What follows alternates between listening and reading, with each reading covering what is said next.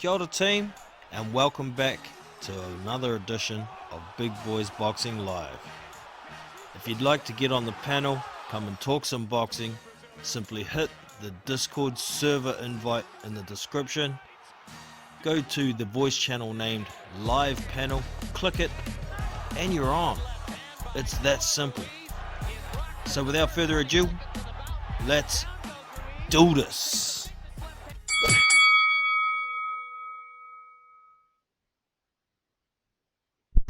What up, team? Welcome back to Big Boys Boxing. As per usual, give me a second here, get a few things sorted, like music. And I will get a link dropped in the chat in a moment for anybody who may like to join.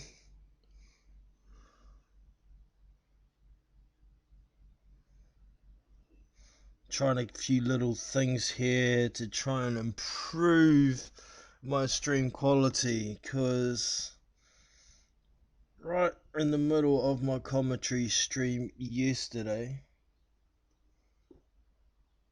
my computer got too hot and crashed. So can't have that shit happening. Pissed me right off.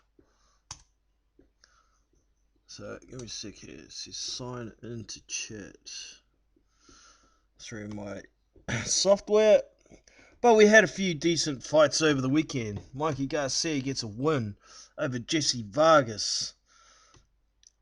Roman Chocolatito Gonzalez stops Caliafari.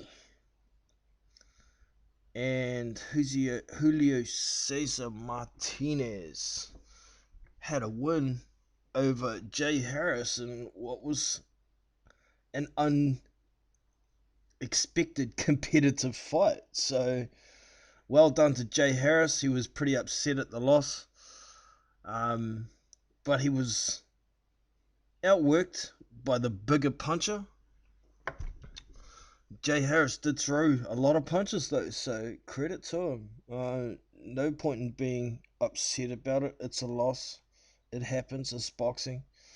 But he did perform pretty well, so still took some credit away from the fight.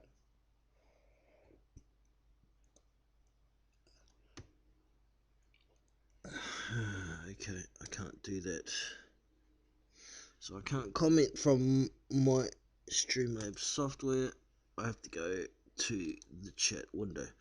And we also had our boy Joseph Parker gets a 5th round stoppage over Shawndale Winters, or Swindles.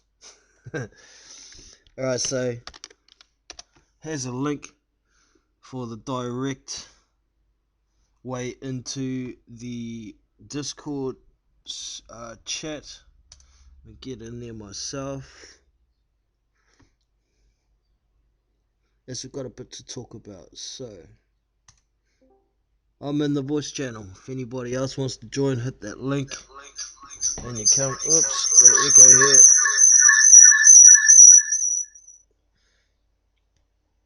Got my phone ready to enter as well. But there we go. I need to turn the speaker off.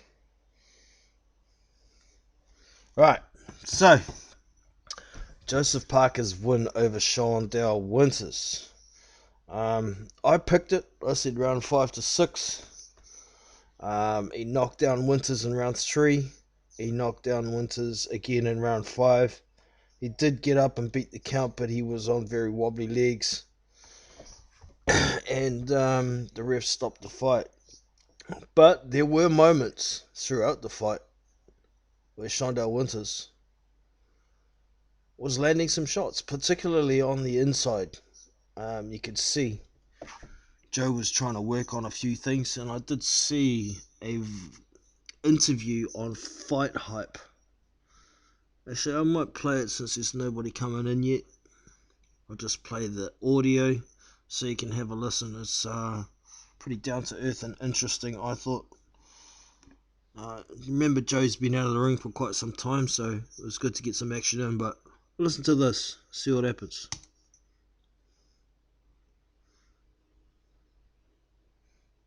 A third straight knockout. Joe, how you feeling about getting your third straight knockout? Good. Good to get a victory. Good to get a knockout, and it's good to be in the ring again.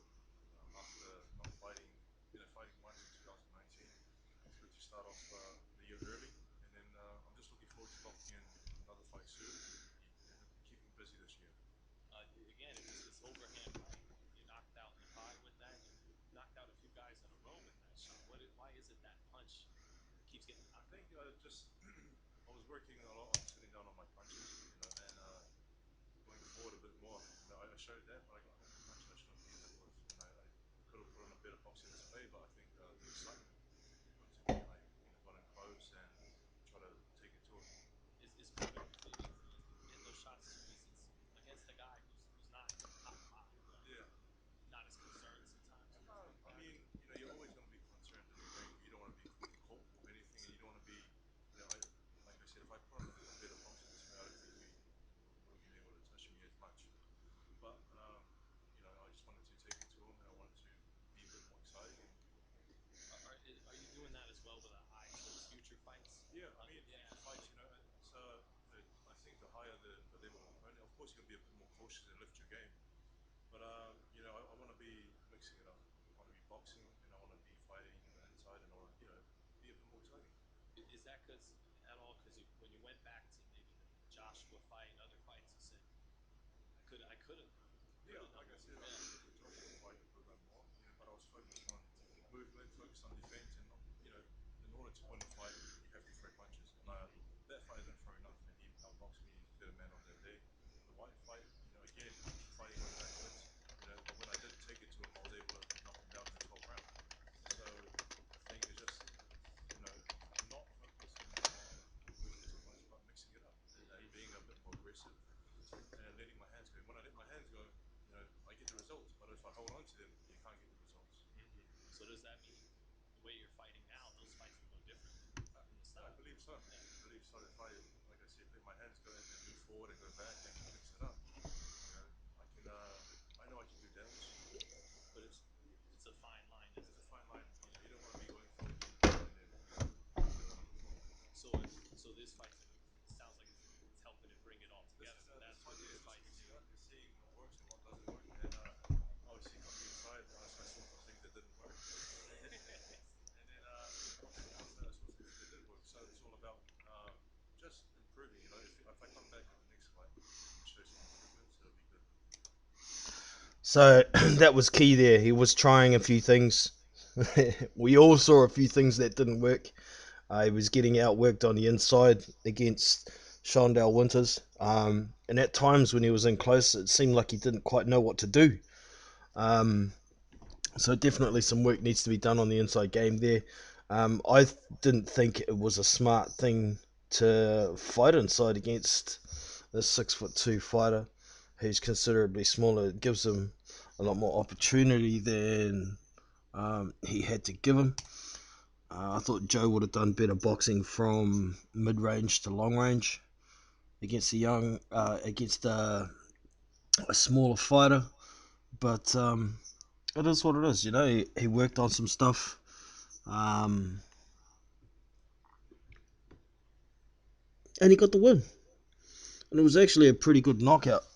um, the knockout itself, he landed a jab, then a right hand, and it dazed Winters quite badly. He was just standing there with his hands down like he didn't know where the fuck he was. And Joe seen it, jumped on him, right hand, left hook, then a right hand again, and knocked Winters down heavy. And he just about fell right out of the ring under the bottom rope in the corner before he dragged himself up, used the ropes to stand up. Um, and he was pretty tired, was Winters, but he'd absorbed some heavy punishment for a few rounds. I had seen a few opinions around about the performance from Joseph Parker. Some saying that he looks slow as molasses.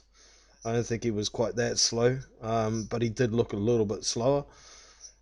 I attribute that to a little bit of extra weight. I don't think Joe should be fighting at 245. I think 240 max for Joe, but optimum is about 235, I reckon. But that's just my opinion. That way, I think he can um, move a bit better. He wasn't using his feet much in this fight, but at the same time, did he necessarily need to? I would have liked to have seen him open up a few more angles to land shots instead of a lot of the time he was throwing a lead right hand, not setting it up with anything. But some of them were landing still, so lead right hand followed by a left hook isn't a bad combination if it's quick enough. Um, yeah, it was a performance, a get back fight. He'd been out of the ring for quite some time, so I'm not impressed, but I'm not unhappy either. He's supposed to get this guy out of there um, before halfway in the fight, and he did. So kudos to Joe. I have heard Eddie Hearn did an interview on Boxing Social. I haven't actually seen it yet, and he talks about possibly putting a fight on in New Zealand for Joe in his next fight. Um, that'll be interesting. If it's somewhere near me, I'll get to the fight for sure. But at the same time, it's pretty hard to get high level fighters to come all the way down to little old New Zealand. So if it does come to New Zealand, I'm not that hopeful of a great level opponent. I imagine they'll probably end up giving him someone like a Sergey Kuzmin, maybe even a David Price. I don't know if Price will come all the way down here though. Something like that, and then maybe work into a bigger fight towards the end of the year like Joe's asking for. But there's some other things in that interview actually. At the end of it, I'll see if I can pick up where I left off. Talking about how boxing changes so quickly and you got to be ready. So shit can happen. Listen, But you knew you were in a fight. I knew I was in the fight. But there was actually, I will add, he knew he was in a fight tonight. I knew this was going to happen. Shondell Winters comes to fight. He doesn't come to be an opponent. And his last two opponents prior to Joe found that out the hard way. They got knocked the fuck out. One of them was an unbeaten prospect in Alexander Teslenko. But however, Teslenko's chin isn't that great. Wawako, I think he had one loss or something. But both those guys had been knocked out in the amateurs. So I knew Winters was coming to fight, and I expected Joe to get tagged with a few shots. And maybe he got tagged with a few more shots than I would have liked to have seen. But we'll continue with this interview and it'll explain a little bit more. one point you went 4 jabs in a row, perfectly clean. Is that the best jab in the heavyweight division? If I use my jab how I know I can, of course, I think I have one of the best jabs in the division. But sometimes you know, you want to use it, and you tell yourself to use it, and you don't use it, and it's all about, I guess, practice. You just got to practice and get more fights in order to display what you know you can do. Better than your man Tyson Fury's jab? Listen, I've never sparred him, I've never, but he has a great jab as well. That's interesting. Um, Never sparred Tyson Fury. I thought he had. I thought he'd been in camp helping Tyson. Um, Maybe he was just visiting. But I know Tyson's visited Kevin Barry's gym where Joe trains as well. We've seen them both in the ring, shadow boxing or hitting the pads together. But they've never sparred, so interesting. But a little bit more, we'll carry on. We saw that last week. Now, you're number 2 in the world, right? WBO, Derek Chisora, Usyk will fight for the number 1 spot. Does that mean you're going to fight the winner at some point during this year? I guess so. I guess if that's the fight that our team wants to make, I'll take it in a heartbeat. I'll take it with both hands. And I said before, I want to fight the best fights out there, the biggest fights out there, and I back myself against anyone. So if it's an opportunity that comes our way, then I'll be more than happy to take it. Who do you expect to win that fight? I'm picking Usyk. Just Chisora, but he has to be careful. Chisora's got that, overhand pride and he's got some power behind him. But I heard you speaking before we started, and you sounded excited about a Usyk. Oh, listen, Yeah. a Usyk fight would be amazing. I'd love to fight him because I see him as a skillful fighter, and I like to test myself against the best in the world, and I believe he will be a great test for me. Because you can really box well yourself. So I would can you, box so would you box him or would you fight more like you did tonight? both, box and move, pick the shots or pick the opportunities to go in, and I'm sure it'll be exciting just to see how it unfolds if that happens. I hope it does. I mean, I think boxing helps in that. I hope it does as well. But do you want that fight more, or do you want a rematch with Joshua or Dillian White? What's Any of them. I mean, whatever fight comes our way. You can't really be picky if there's already fights that have already been made. So whatever opportunity arises, you just got to take it with both hands because you're not sure when the next one will come. That attitude is probably due to what's happened. Um, Once he had to bail out of that Chisora fight, and he's been begging to get on cards ever since, and it hasn't come. So I'm sure deep down, Joe would like a rematch with the two guys that he lost to, particularly White, because that fight, most seem to think that Del Boy got a bit lucky in that fight. White got a little bit lucky in that fight with the ref not picking up the head clash, Joe getting time to recover. So, but yeah, like Joe says, you got to take what you can get. At the moment, for him, there's a lot of fights that are made and he's not in them, so he's got to take what he can get. But we'll carry on a little bit more. There's one other point I wanted him to get to before I finish. You and Kevin sound patient. Do you think it happens this year? One of those fights? I think it will. A lot of things can change in boxing very fast. And also, Joe, just wanted to ask this: Wilder Fury did his thing. If Fury becomes the man who holds all the titles, then would you feel like I have to fight him? Would you fight Fury at that point? If the opportunity arose and he wanted to fight, and if it was the only option, and both agreed to it, like I said, I'll test myself against the best in the world. I believe he is the best heavyweight out there, and but I don't think he said that there's no reason for us to fight. So no reason for him to fight. So it sounds like both of them are keen to have a fight against each other, but it's got to be for something. So if it's not for something, it probably won't happen. There's a few people mentioning around the place that Tyson and Joe would never fight because they're friends, but I've heard them both say multiple times they would like to fight. I've heard Tyson say, "Man, I'd like to share a ring with that guy." And Joe has said, "Yeah, I'd love to fight Tyson Fury because he's the best in the world and I want to challenge myself." So if there's something on the line, they could fight down the track if they both if Tyson doesn't retire after his contract runs out or whatever. So personally, I don't think Joe should be fighting Tyson Fury. I don't think he could beat Tyson. I don't think anybody can beat Tyson right now. How much of this interview's left? There's only a little bit left. We'll just finish it off, eh? Feel like you put because you're not even third.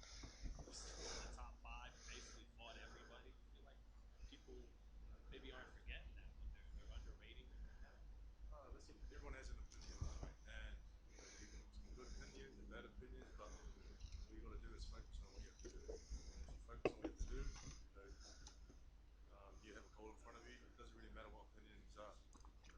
You just got to look at the positive and stay sharp. Well, thanks so much, Joseph. Anything else you want to say to boxing fans after tonight? Yeah, thanks. Listen, I got a lot to give.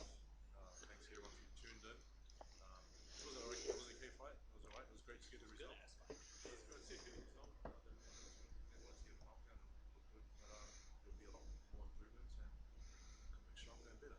Can't wait to see you fight again, Joe. Thank you. Well, so that's the end of that. And credit to Fight Hype. That was a pretty good interview. So I get over to the chat, have a quick look. We got Tommy Tampa in the house. Good to have you in, brother. Blackout's in again. AD, good to have you in. What's up, Tommy? Okay, talking to Tommy. Alright, moving on to that next fight. Just a minute, y'all. I'm gonna change over to my phone. It'll just take me a few seconds. Make sure it's all working. So I'll have to mute this mic over here. Someone's just jumped in. Give me a second here. I'm just changing over to my phone. I won't be a sec.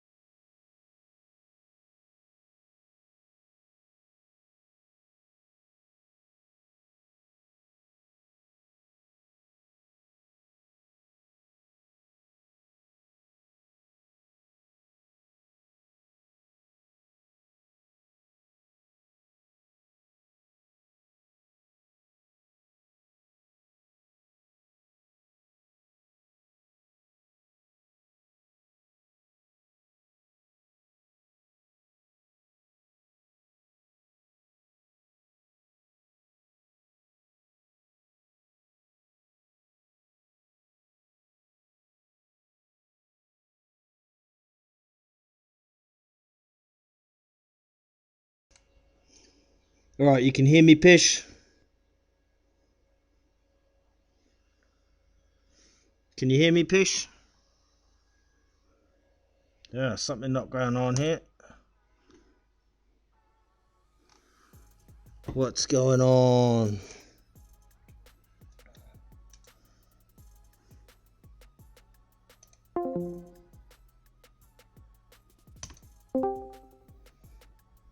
Can you hear me, Pish? Can you hear me, mate? Can anybody hear me? Hello, hello.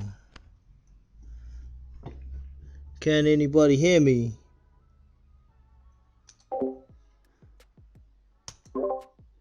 Can you hear me, Pish? Can you guys hear me in the chat now? Okay. You can hear me. Can hear me. Seems Pish can't hear me now. I don't know what the fuck's going on here. I wonder if he can.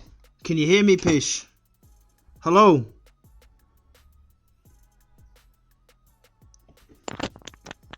I'm back, mate. You can hear me now?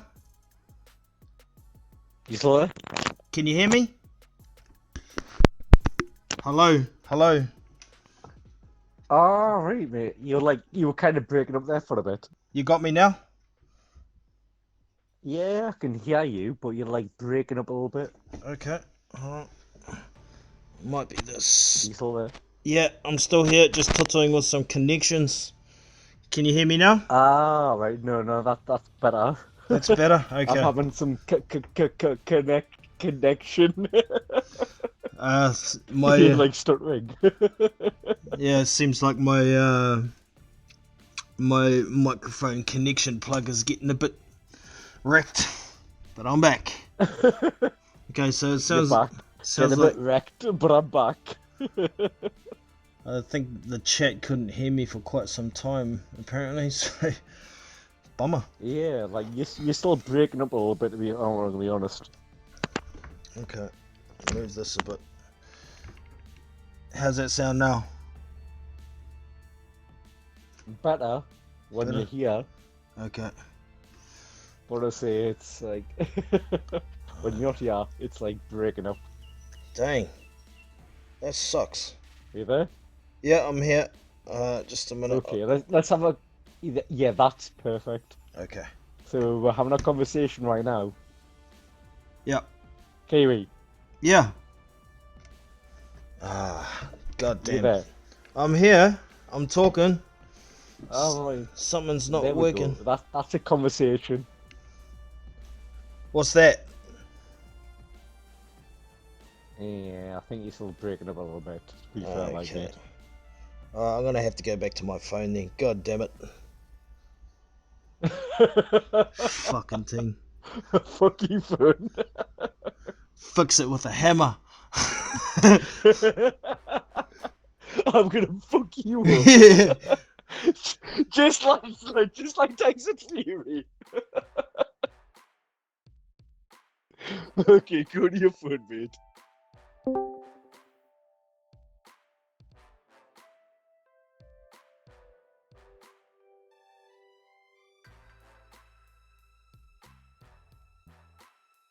Jono?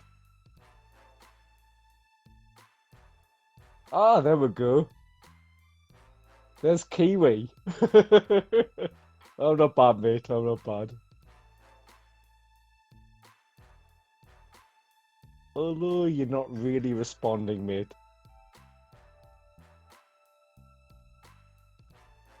Hear me, Jono?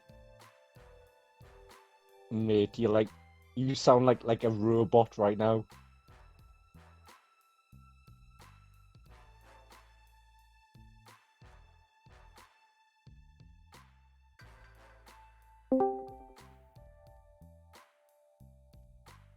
Alright, fellas, can you hear me now?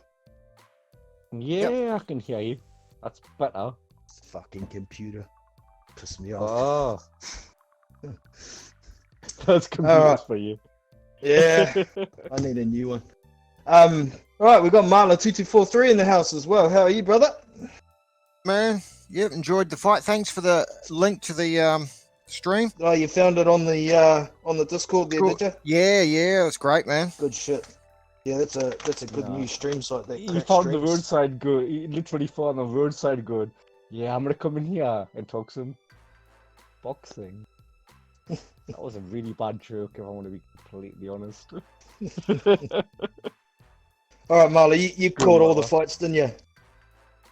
I got the I saw the Parker fight and I watched the last 5 rounds of the Garcia one. I had to go. I went to a movie with my cousin and I got home and turned it back on and it was on at the 7th round for Garcia. I thought Parker's fight. I thought he was good. I liked his jab looked sharp. You know, and he mixed up his punches well too. He was punching either hand and going body and head. I really liked that. And yeah, I think he did what he needed to do with the guy. You know, guy of that level, you want to see him blast him out, and he did. So that was good. He's talking at re-signing with Eddie Hearn. Hearn wants to re-sign him, so it'll be interesting to see what Why do you actually say, happens. oh no there? Like, literally, not why do you happy- say, oh no? I'm not happy with how Hearn's been dealing with Parker. Why? Oh. Why? Well, he had to pull out of that Chisora fight and then was begging for a fight before the end of the year once he came right. There was plenty of cards around. And he was told, like, he was told there Right. was no room on that Joshua card. But then, hello, presto, Dillian White versus Marius Watkins up there a week before the fight. Why put him in with Marius Watkins? Why not put him in with Joseph Parker? well, And that's the fight I want to see because Chisora's going to fight Usyk, so Chisora is not really available in the next few months. But what's Dillian White got going on? Nothing. So you know, there's no Povetkin. reason. no, Oh, he I is? agree with Malava. Like, yeah, I agree. That would be a good fight. That would be a very good fight. He still wants that Chisora fight, doesn't he? Does Parker? He does. Yeah, he asked for it, but it's just that Chisora's tied up with Usyk. And is Dillian confirmed for Povetkin? From what I heard, it's like 95% complete. They've just got a couple of things to sort out. And it'll be Okay. Oh, that'd be a Yeah, good yeah. fight. Yeah, so they've got to find Parker somebody. Wonder who's out there. Andy Ruiz, but he's not. And I just honestly don't think Andy Ruiz is really going to take Mate, boxing seriously. That's PBC. PBC until he- people don't fight anybody. But he's going to PBC have to. People don't fight anybody. It's like While he's okay. got while he's got money, while Ruiz has got money, I don't think you'll see him too motivated.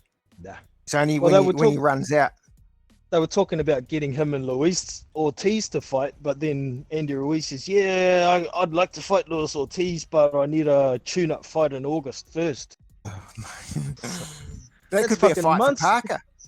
Parker could Who, fight Ortiz? Ortiz. Yeah, Yeah, I'd like to Something. see that.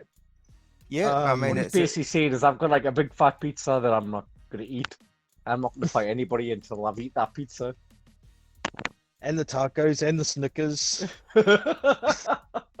yeah, and so half the that'd be- fucking house. That prick.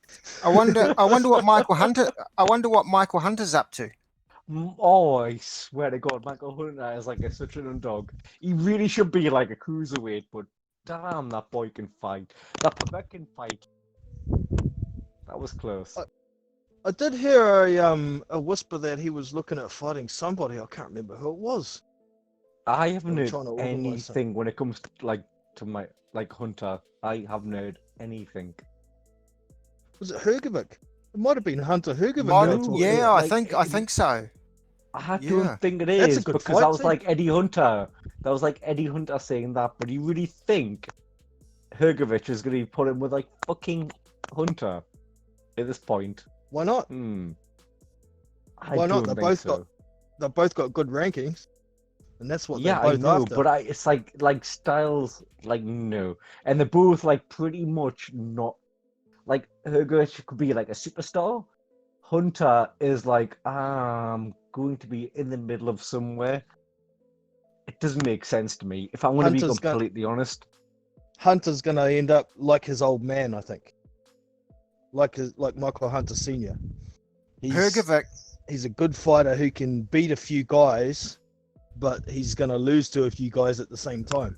So I think Okay, so- Hergovic might look at Hunter and say, well, we're looking for a name. We're on the way up, and he's not physically But- too big. They may back Yes. themselves that Hergovic can overpower him. Yeah, but thing is, like, Hunter is actually a really good fighter. And it's Yeah, not somebody you want to put in with, like, Hergovic, who's on the rise, who's just going to be a destroyer. It just doesn't make sense in terms... In a boxing fight, I think awesome. In a promotional, position, I think, no. That's not going to happen. That's my point. I still don't get it with both guys having such high rankings and both guys wanting a credible ranked name on their record. It makes perfect sense to me. Yes, but promotionally, it doesn't make sense. But if Like, Hergovic's boxing-wise... if Hergovic's people look at Hunter and say, we can take this guy, if they feel confident in that they can beat him, they've got a big man fighting a little man, if they'll take the fight. If they feel confident they can get it, they can win, they'll do Yeah. it. And I'd pick Hergovic over Hunter myself. I agree. seriously. I would pick like Hergovic over Hunter as well. But Hunter is such a technical, decent fight. Like, he's a good fighter. He's technically Yeah, that's really why. good. That's why he's got a good ranking. That's why he stopped Martin Boccoli. That's why he stopped that other guy who doesn't get stopped. He beat Oscar Regas beat him too. I can't remember his name. Fabio Maldonado. Or like beat when he him, was like knocked him in. Povetkin as well. Like, yeah, he's not the person you want to be put him with if you're like rising, unless you're like confident he's going to be getting beaten, which I think Hergovic would. But So are you saying he should fight more people like Eric Molina? He's got to take a chance at some oh point. hell He's gotta- yeah, that exactly. If I was a promoter, I would be like, I would need that every single day. You know what I mean? Yes. Like, I as a don't wanna promoter, see Yes. I don't I want don't to want to see. see that. I don't want to see that.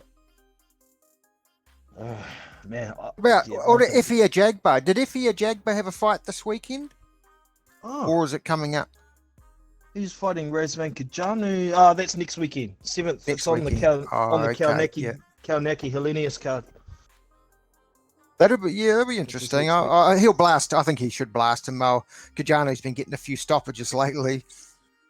But Yeah, Kajanu's a bona fide fucking journeyman nowadays. Yeah.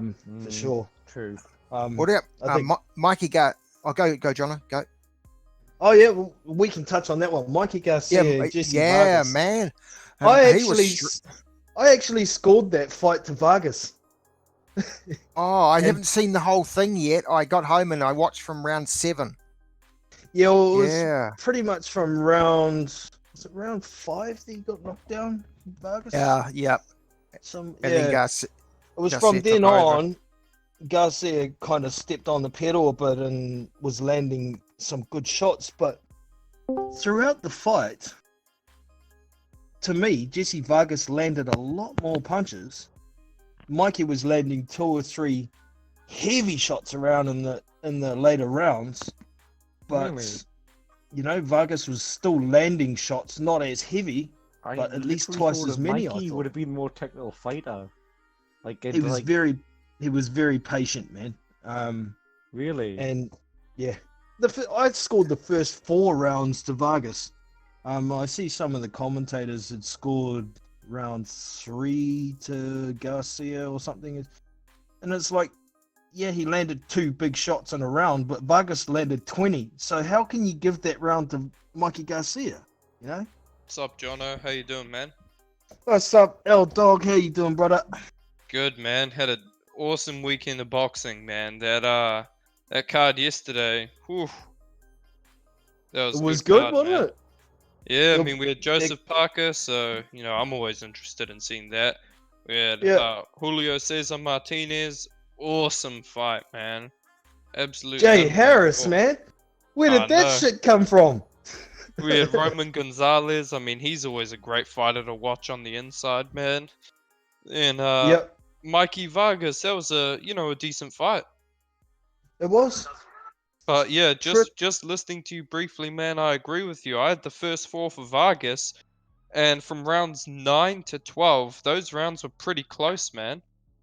Yeah, and like I was saying, I think the volume of Jesse Vargas probably won the rounds. And, definitely jab. Mikey landed the bigger shots, but I thought the amount of shots that Vargas landed won him a few more rounds there. So I'd scored it 115, 112 to Vargas. Yeah, I 'Cause it was could that see knockdown that. in I him. personally, I had it like 114, 113 Garcia, but man, I could see it that way because I noticed Chris Mannix was scoring some rounds for Vargas that I didn't score, but I think I gave Vargas the first four and the last two, but I think it was round 9 was one where Mannix gave Vargas. Vargas. Yeah, but that jab, he was landing a lot of jabs, and to me, yeah, I agree with you. Like, even though he landed the two best punches of the round, he was still eating those punches. If he made Jesse Vargas miss a little bit more, I could understand maybe, but just the volume was definitely in the favor of Vargas. It's just from the eye test, you could see that he never really recovered from those shots. He was Yeah, still a bit wobbly and looking a bit weak, but overall, great card. Great card. it was. It was. See, See, if you look at that whole fight without scoring the rounds, you look at it and go, "Yeah, Vargas lost the fight." Yeah. But if you score it by landed blows, it was pretty damn close. But where you go, Muller? they're talking about Garcia fighting Pacquiao middle of this year. Yeah, Mikey Read will an lose that one. article. I read an article on I can't remember what the boxing channel was, but it's oh, hang on a sec. I'll just it was on. I'm just finding it. It was on. Let's see, boxingnews24.com, and oh yeah. Now hang on. I'm just finding it. Okay. Yeah, they're talking about him fighting. Oh yeah, Dan's optimistic. Manny Pacquiao versus Mikey Garcia deal gets made for July the 11th in Saudi. Wow. And that's a Yep. huge fight too. That's gonna make a shitload of money. Yeah, Mikey man. Garcia has a huge fan base. Pacquiao's a legend. Man, the Saudis will fork out more than 200 million for that fight. God, yeah. And you've also got Canelo's trainer say Sanders is next on May 2nd. Sorry, That'll I missed be that. What was that? Saunders on Canelo's trainer said, "Yep, Billy Joe Saunders is next on May the 2nd." Oh, okay, he is taking it now. Cool. And they're talking about. I suspect you could also see Kell Brook fighting Charlo? Crawford, and Oh, okay. Yep. they have been talking about Kell Brook and Crawford fighting middle of the July this year. So there's some really good fights coming. Yeah, man. Yeah, this That's year's awesome. this year's shaping up to be one of the memorable years in boxing recently, in my opinion.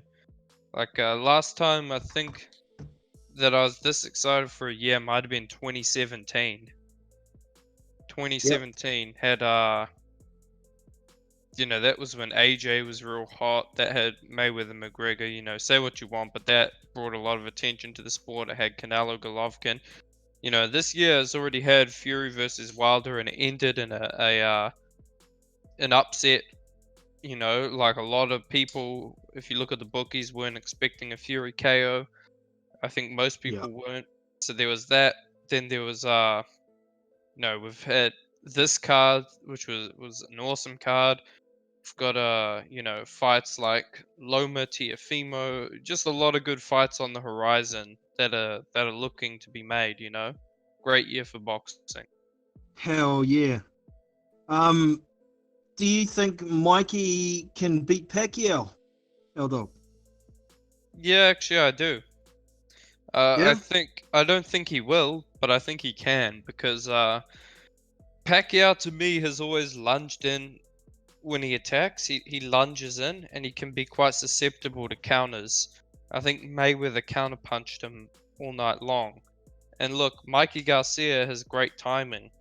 He was able to time Vargas, and I know Vargas isn't as fast, but look, Pacquiao's 42 years old. If he keeps lunging in and being defensively irresponsible like he has been in some of his fights, and his legs aren't there anymore, then, he could get KO'd by Garcia. That being said, I'd still expect Pacquiao to piece him up and win a points decision.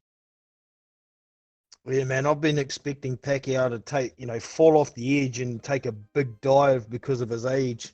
But he Yeah. just keeps going, man. So I think Mikey could beat him, but he'd have to knock him out. I don't think he can beat him on points. And saying that, we saw it over the weekend. Volume did not win the day. So Yeah. Well, I think Pacquiao's volume is different though, because he punches in nice flurries and combinations. It's hard for his opponents to punch back when he does that, so it's very easy to score. A lot of what Vargas was doing was just jabbing. Now, keep in mind, I am a fan of jabs. I Yep. think like if you can't take that jab away, then it shows you're failing to make an adjustment. So Yep. I would still I- pick Pacquiao on points, but look, people who think this is a mismatch, I think, I disagree personally. I think Pacquiao being 42 years old, relatively inactive. I mean, he hasn't fought in almost a year. Being kind of a naturally small guy, I think Garcia could time him. But again, I'd favor Pacquiao. yeah, I think it's a good fight considering both of them are not really welterweights either as well. That they'd be similar sizes. I think Mikey's a natural 140, and I think Pacquiao is probably a natural 135. So, it's a good fight, and I'm looking forward to it happening. So, fingers crossed it happens. See, Bob Arum. Go. Bob Arum has said Deontay Wilder's team have officially exercised the rematch clause for Tyson Fury trilogy in July. So he's only given himself 4 months to correct all his flaws. He Yes, doesn't sir. have a choice. He has Look, to have it take it by July. We've got Unrivaled in the house, do we? we've got the Yes, big sir. boy Mark. How you doing? Hello, How you doing, dog. brother? Mate, I'm good. How's everyone? man. Not bad. Yeah, I see that. I was just about to mention it. I was looking at boxing scene, and it says Wilder versus Fury trilogy matches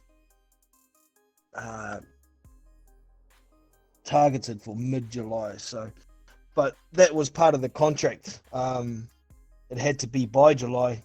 Correct me if I'm wrong, anybody, but I'm pretty sure if he wanted the rematch, it had to be immediate, and it had to be by July. So that's good. Hopefully we can get that out the way and move Yeah. on. It's not really a fight that I'm itching to see anymore, but I'll watch it. I will. Yeah. I feel the same way. I'll watch it, but my first thought was good, get it out of the way, and then we can hopefully get on to see Fury and AJ at some point. That'd be great. Yeah, I'll tell you what I'm thinking, man. I'm thinking they're cashing Wilder out. Like, Bob Arum was talking about this fight being pushed back to September or November, sometime late this year, which I think would have been a good amount of time. Wilder could have had some time out of the ring, rest, recover, maybe add some people to his team, bring in someone. Not necessarily kick anyone out, but just really focus on watching the tape, correcting some tactical things, maybe having a couple sparring sessions here and there to work on things, but instead they're pushing him right back in. And to me, this is they're just like throwing shit at a wall, hoping some sticks, man. Like, that's how Stu from BDA said it, and I think that's what they're doing with Wilder. They're not getting him to correct any of his errors. They're just throwing him in there as many times as possible, as quick as possible, just hoping that one punch lands. I think they're cashing him out at this point. Tactically, I think this is a horrible idea. Why not give the man some time? I mean, we know Fury hasn't handled success well in the past. Who knows what Fury could be like in 6 months' time, Apparently, he's keeping Breland. Yeah. I saw that news. That's the best news I've heard for Wilder's team. I wish they'd get rid of that JD's though. Yeah. Got any thoughts on that, Mark? On what specifically? On him being On cashed the- out or Breland? The trilogy being scheduled and keeping Breland.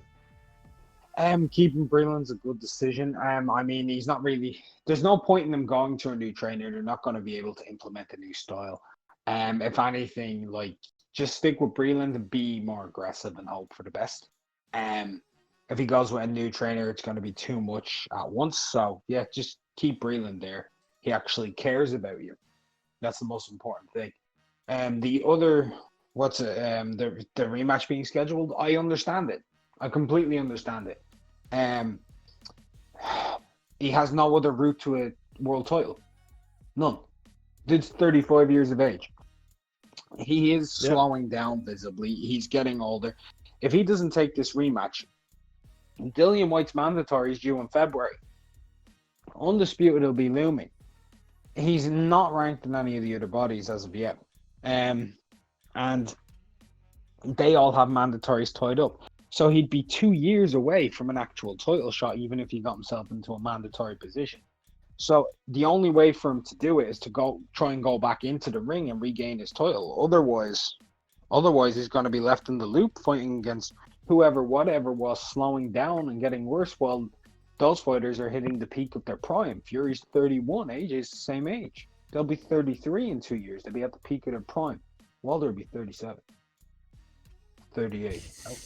Yeah. The only thing they can really do is hope he wins or cash in. And I understand it completely. And that's why I understand where he's coming from on how he's been talking lately. Like the excuses. He's trying to pretty much build up his fans to believe in him, and for the people who don't like him to hate him even more and want to see him lose even worse, because it's the only real way he can actually sell this fight. If he were to say, oh yeah, I'm just not good enough to beat Tyson Fury, ain't nobody buying it. So Hey, man, Those is are this my strategy working? I think it's working to an extent, yeah. And I mean, best his of fans luck love to him him. even more, and the rest of us just hate him. Well, I don't hate him. I've never Well, not hated hate, Wilder. but you know what I mean. You know, we're getting a bit sick of these excuses. Like it pisses us Well, off. You know. Well, yeah, of course it pisses us off. That's the whole point. But at the end of the day, it could either be that or he's mentally broke, because he went from being the most feared guy in the sport to being a laughing stock and an embarrassment the next day. I mean, Andre- that would do in front of millions worldwide. So Andre Ward put it nicely. I thought you build a reputation on fear and intimidation, and that gets taken away from you. What have you got left? Nothing. nothing. Just a cash out rematch. That's all he's got left. So he better put all into it. Best of and luck hope to for him, the man. best. Yeah, get the Best of windmill luck wound to up. him. Go for it.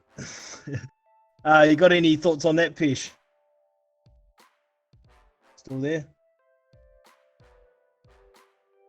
No, he's gone. L Dog, you went on PFTP's channel a couple of times and he wouldn't let you on, eh? Yeah, man. These dudes, like, it's just funny to annoy them now, man. Like, these guys looked at Wilder as some civil rights leader, some guy they really admired and thought was just bigger than boxing. But my God, he's just a boxer, man. Get over it. If he loses, so what? For them, it was it's so racial for them. Oh, I know. It's just such a big racial deal. And the thing is, for them, because it's a racial deal and Deontay's like their king, they had to watch him get beaten down by a white Englishman. It's just a nightmare for them. Oh, yeah, you know, I must it's an say, abso- it must have sucked to be a Wilder fan that night, man. Oh yeah, man. God. Y'all seen his comeback message? Yeah, he's a Your king. has returned. Oh, But the war man. has just begun. The war has just begun. Look, that was like something out of a movie script. It was crazy. It was the ramblings of what I look at as someone who's mentally feeling very fragile right now. I'm trying to build a mentality. That's the only thing I can look at it as. Or just pure delusion to get his fans to buy it. One or the other. Self Or both. Really? He's just saying shit to hope it, convinces himself almost. Yeah. Like I- the war has just begun, but we're into the third fight. yeah, not the smartest cookie in the jar, is he? But it's something No, but we've best come of- to expect. Honestly, best of luck to the man. I hope he goes into the rematch and the rematch of the rematch and he fights his arse off. Even if he loses or he wins, I don't really care. I just want to see the best fight possible take place. I don't really care who wins. Never really have. The most important well, thing look- for all look- of us is we want to see the best fights happen, and if he can deliver and he can drop Fury, all credit to him. Yeah. Like I was saying earlier, I hope Wilder does bring something new and makes the fight more competitive. So maybe he can get a bit of credibility, even if he does lose it again. And if he does lose again, don't make excuses. Because if you lose again, there's certainly nothing left. You're miles away from a title shot. And, excuses aren't going to work for drumming up publicity if you lose again. It's just going to make people go, look at this guy. He's got to be the sorest loser that used to be a champion there ever was. I think if he loses again, it is over. I mean, his aura of invincibility shattered. He's a one-trick pony. Everyone's not going to know how to get to him. And at 34, 35 years of age, he'd be better off. He's made we were talking last week. I think he has actually made quite a bit of money the last couple of years. So he could just walk away. Apparently it's like 70 million for the last 3 fights. If he gets, say, 25 for the next one, Yeah. he's almost cracked 100 million in 4 fights. Who needs more than $100 million for the rest of their life? Not Me. Yeah, Why? Floyd Why, you Mayweather. That's greedy the only fucker. person I could think of. No, hold on a second. If I had like that type of money, what I would do is I would make everybody like who I'm associated with fucking filthy rich through super chats every day Oh, well, there you go. from a beach That's- on Hawaii. There you go.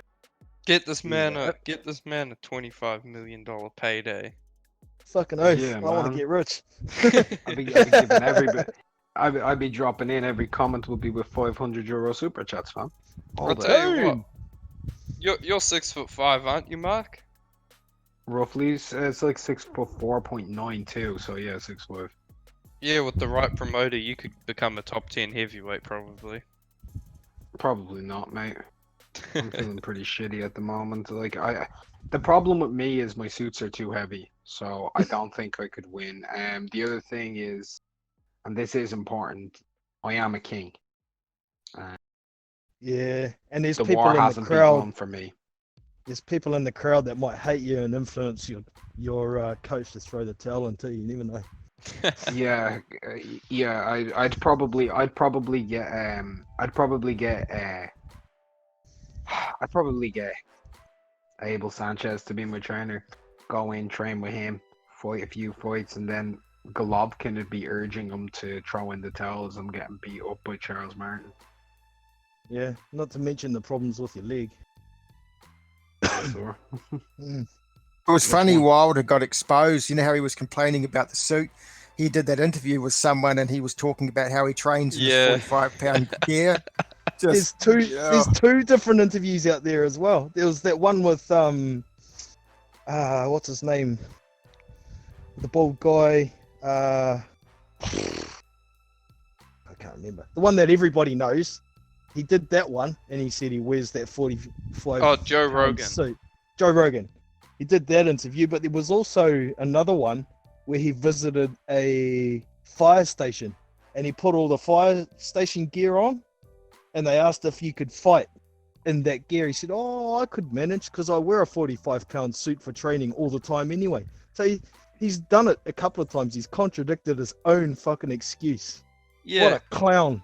This is what I'm thinking, man. Like, if you're doing sprints and you're running in that and training in that, a walk with that on is probably just going to be a little warm up, man. Get a little bit of sweat, but just the right amount to get into action. It's not going to weigh you down, especially when it's evenly distributed all over your body. It's not like it's concentrated on one area and it's throwing your balance off. Hell nah, man. I don't buy And that besides that, excuse. Well, he's supposed to be an elite athlete as well. I gave an example the other day. I was taking my 4-year-old to preschool, and the pushchair broke. when I was halfway down there. I had to pick him up and carry him for 3 Ks to get there, then come home. And I came home and did a workout, no problem. And I'm no elite athlete. 20 kgs is more than 40 pounds. But do you have those toothpick legs that Wilder has? My legs are half as small as his because I'm a small guy. I'm not as skinny as he is, but you know, it's not that big a deal. 20 pounds isn't that much to walk Yeah, especially when slowly you're a for 6 15 foot minutes. 7, 230-pound heavyweight. Yeah, it's less than 10% of your body weight. For God's sake, harden up. Take a concrete pill. Jesus Christ. What's he gonna say next time, man? The 8-ounce or the 10-ounce gloves were too heavy for him, weighing his arms down. Christ, well, you hear all the excuses from the LDBC. Fury cheated. Then you had the one about the suit. BFTB was going off on Fury cheating. Then you had the one about the suit, and they had all these pictures of military guys falling out of ruck marches. And, you know, it was. Oh, Man, it's these pathetic. guys are seriously grasping. That Fury Just a- cheating comment, I don't like that. You know, there's roughhouse tactics that happen in boxing. And like Pish says, when it happened to my guy, when it happened to Joseph Parker against Dillian White, I was a bit upset about the heat clash not getting picked up. But there was other roughhouse tactics throughout that fight. I didn't complain about it. And I still accept that it was a loss. So, you know, backing your guy is fine, but making bullshit excuses for your guy just kills your own credibility. So cut it out, man. The Accept way I loss. look at it is you're actually diminishing your guys' legacy in some ways. You know, these guys, they'll say, "Ah, haha, my guy's gonna win, this other guy's shit." Well, if he does win, does that mean he's got a shit win on his resume?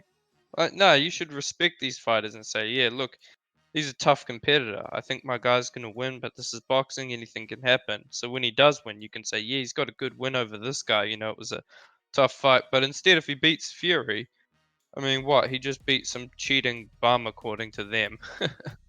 They actually on BFTB's channel, man. I saw one of his videos, and they were just disrespecting Fury. He had pictures of Fury and he's going, "Look at the shape of his legs, and look at his body. Look at this guy," you know. And they were just absolutely mocking his physical appearance. And it's like, well, gee, that guy just showed up and beat your guy's ass, man. Yeah, man. You know. Yeah. All those comments about the cokehead, pillow-fisted fat fuck, they seem to have disappeared. But, That's who your guy lost to. yeah, got beaten Look. up and stopped by a pillow-fisted cokehead. Nice one. Look, I get that, right? And I get that. L-Dog, you know where you're coming from, and you're like, you should just be like respectful and all of that crap, yeah? Let me just keep something 100%. This is the realest thing in boxing. It's the most honest thing you can ever remember. Everybody is going to pick someone that they love, and they're going to shit talk the dude that they hate. That's how the sport works, and that's how the biggest fights sell pay-per-view. If the fans aren't going back and forth, and it's just, may the best man win, nobody's going to give a shit. No, I think the respect is supposed to come Controversy sells. after the fight. I agree. Yeah, like controversy sells like. No, I agree with. I can't disagree with that one bit. Controversy sells. That's boxing. You think of life when it comes to, well, sports. In terms where it's one-on-one, it always sells that way. Can't It's like the disagree It's one like the media. It's like the media. Sensationalism sells in the media. You know, bit. Yeah. they want the That sensational bitch stories. is, literally like Kim Kardashian is gonna suck his cock. Oh, I'm gonna buy that paper. Oh, so I mean, You know they what I won't mean? write it. They won't write a story about a housewife who's working hard in the community. They'll write a story about a murderer or some maniac robbing banks or something. Exactly. Yeah, You know? man. It needs shock value, I suppose, and that's what Yeah, you get yeah. when you say, "Oh, this guy's shit. This guy's shit." You know, fuck him, fuck that guy. You know that's what you get. You get shock value, man. People want to see the fight, One but at the question end for of the y'all. day, it's pretty Oh, go on. funny. Yeah. One question for y'all. Has anybody heard Deontay Wilder say, congratulations to the new WBC champion Tyson Fury. You fought a good fight. Let's do it again. Has anybody heard anything of that storyline from Deontay Wilder? I can't, not that I can recall. I mean, right after the no. fight, but does that count? Right after the Well, fight, he said no excuses, but I had a problem with my leg and my suit was too heavy. Like he came in, he I was the didn't- better man on the night. That I was think it. yeah, that's all he said was he was a better man on the night. There was no congratulations, no you fought a good fight, none of that sort of thing. So, and to this day, he hasn't accepted the loss for me. Hasn't accepted To this it day, whatsoever. I'm the heavyweight champion of the world. To this day, Yeah. that's all you fucking hear. Yeah. So Oh, Man, fuck that. I'd like to see him accept it, learn from it, and come back better. That's Alright, what I so want to see. hold on 1 second. I'm not sure if we'll see it from Deontay Wilder. Okay, that's not his makeup, really. Do you honestly think that's his makeup? His makeup is like, I am literally the guy. That's his mentality. And don't get me wrong, I don't think that's a bad thing, but that's his mentality. That's where he gets his power from. That's where he gets his makeup from. Do you ever think he's gonna go like divert from that? He's gonna get like divert from that from his like handlers. That's like the only ignorance. time. Yeah. It's No, like ignorance it's a- to me. Well, yeah. I mean, because there's nothing he's- wrong. There's nothing wrong with being confident, for sure, and backing yourself. But you still got to accept when you lose, you've lost. Alright, fellas, I found No. the comment. I found No, the comment. no, you're not gonna get that from him. You're not gonna get that from him. You're gonna get like, yeah, I lost to the better man, but I'll be back in it to this day. I'm Deontay Wilder. Come to me. I'm the fucking follower. Yay! I'm the That's what king. you're gonna. That's the king. Hey, check this That's one what. out. That's what you're gonna get. This is dude, the like- best like comment that's I've his found so far, mentality. man. Hold on, Fish. Okay, where you go? You found an article that or a comment? This is a comment, man. Salute, brother. That trainer is a white supremacist. He poisoned the champ and wanted to let him die in the ring. Now the Great White Hope has stolen the belt and the KKK is celebrating. But we will come Okay, back. That is The not champ that is is not alive. real. That's not Long real. live That's the not king of real. No, let Wakanda. him finish. Let him finish. Let him finish. We missed that last bit there, L-Dog. So the KKK is celebrating, but we will come back. The champ is alive. Long live the king of Wakanda. That's a troll comment, bro. That's a troll comment. That is a Oh, troll that is comment, so but it's still pretty funny. fucking funny. That is funny. Back to Wakanda. Oh, that is funny though. That will. As much as I was like going, no, no, no, no, no, no, no, no. What the fuck is That was Wakanda? Black Panther, the civilization, the black Oh, civilization. yeah, in gotcha. Black Okay. Panther. Oh, Jesus Christ! You know that? Another Where did you find? narrative. Oh, I Where did found you it find on that like comment? BFTB's video or something. Okay. God, mate. Yeah, Yes, another. It's an insight into their mentality. Yeah, Even though man. it's a troll comment, it's an insight into the mentality of their fan base, man. They're out there. But I'll say They're one, out there. one thing I'll say that's interesting is a lot of these guys are saying, Wilder was being booed for his ring entrance and being a proud American and all that, whereas Canelo can walk in as a Mexican, and this guy even said Gennady Golovkin can walk in as a proud Ukrainian when he's from Kazakhstan, but whatever. The difference is this: his entrance was around like Black Pride, so it wasn't like an American Pride. He was specifically focusing on one demographic in America. When Canelo walks out to Mexican, it's encompassing all Mexicans, not just a specific ethnic group within Mexico. Like maybe Aztecs, for example. So that is why Wilder won't get the full support of America, is because he's not embracing America as a whole. I literally disagree with that because he is literally embracing the entire black demographic. What he's trying to do anyway. Not that I agree with that. I think he's going for that, and he's Yeah. never going to Well, I get think that. What you're meaning there, Pesh, is you're meaning African American demographic globally, not just in America. Yeah. No, not globally. I mean, like just in America. Okay. Like he is literally going for that demographic. No, well, like you said when you were talking about like Canelo going with a Mexican. Okay, well, okay. There's so many like indigenous people like in Mexico. My point is he's going for the entire demographic that's black, and as Canelo goes Mexican, even though it's like there's so many indigenous people within that demographic, I think they're both going for the same thing. The difference is Deontay Wilder is not actually grabbing that.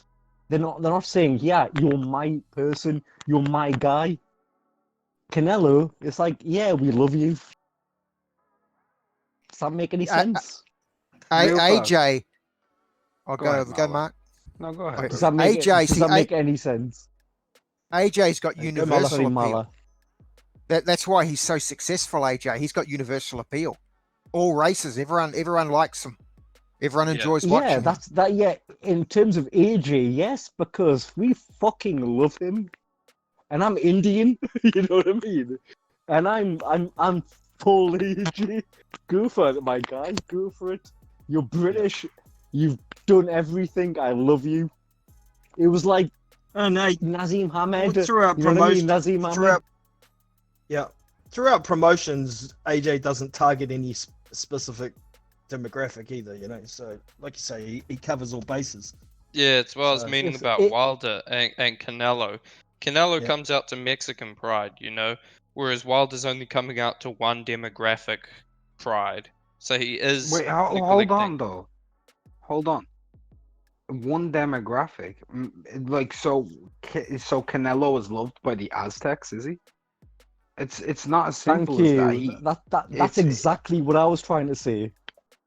he's Yeah. going for his demographic, just like Canelo is going for his demographic, just like Fury. But Fury's main fan base right now is people who are, in all honesty, it's a massively large white fan base. That's what he built. He reached out to it with antics, and he reached out to it with his own views. He's got a hardcore like white English and white Irish fan base. He does. He didn't Because that's what target he any is. particular demographic, though, did he? It just happened. I that think way. I think he may have when he came out. Fury's fan base rose dramatically and declined to some extent after the comments on Good Morning TV when he talked about religious views. When he Mm, talked about a woman's place. I have to disagree with that. Like his Okay, like go fan ahead. base is- Disagree with it. Explain. Was that to me? Yeah. All right. Yeah, I disagree with that. Like his demographic is what he actually tries to go with. So it could be like, okay, I'm fucking UK, I'm Irish, I'm this person. It literally rules with the type, the what he wants you to think. That's why he's so intelligent as a boxer. Why he's so intelligent as a fucking. He literally could be a promoter. If I'm gonna be honest, Mm-hmm. he's gonna tell you what he wants. Okay, so he's targeting what he wants. And at different points in his career, as I said, I made one point to reference with his fan base rising. Specifically in Ireland at the time, it rose more when he was talking about there were people who didn't give a crap about him. And when he talked about those issues of race, because it was a very political big standpoint with Ireland on the political periphery of doing the homosexual same-sex marriage, which was the first time that was happening. And he built up more of a fan base then. And he was actually nominated for the Irish Sport Personality of the Year award that year, even though he was ousted from the British media. And they're one for those things. Then he went and he says, I'm not this, I'm not that. So Tyson does do that. He does target different Right. things. Do you not disagree with that? That's exactly what was my point. He rules with what No. actually goes with him. Okay, I Was get my that. point. I get that. That was also my point that you were disagreeing with. You mustn't have heard what No, I said. my at the my, start. my exact. Okay, I don't want to disagree with you, but my point was he does what goes with what he is goes, what works for him. Well, That right was now my his biggest original targeting point. demographic is the mental health firms. I was going to go into that off of that before you disagreed. Oh, He always targets and rolls, so he's very clever with it. He has a massive. He's He does very have a massive clever. white fan base. He does have He a picks- massive white ve- fan base. He does I know, pick and mate. He is choose when he. very clever. That's his. That's how the person he is.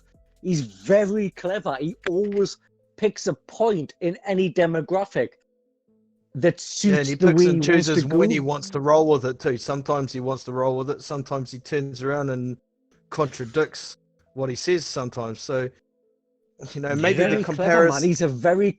That's how much. That's why I respect him so much. He's really clever. He literally rules with what works for him. AJ's people were very smart. He's like the people's champion. Like they've sort of brought him along where it doesn't matter whether you're white, black, whoever you are, he's the champ for everybody. See, He's got that AJ, But that's universal British. appeal. That's AJ really no. I'm sorry, but that's really British. Like we rule for everybody.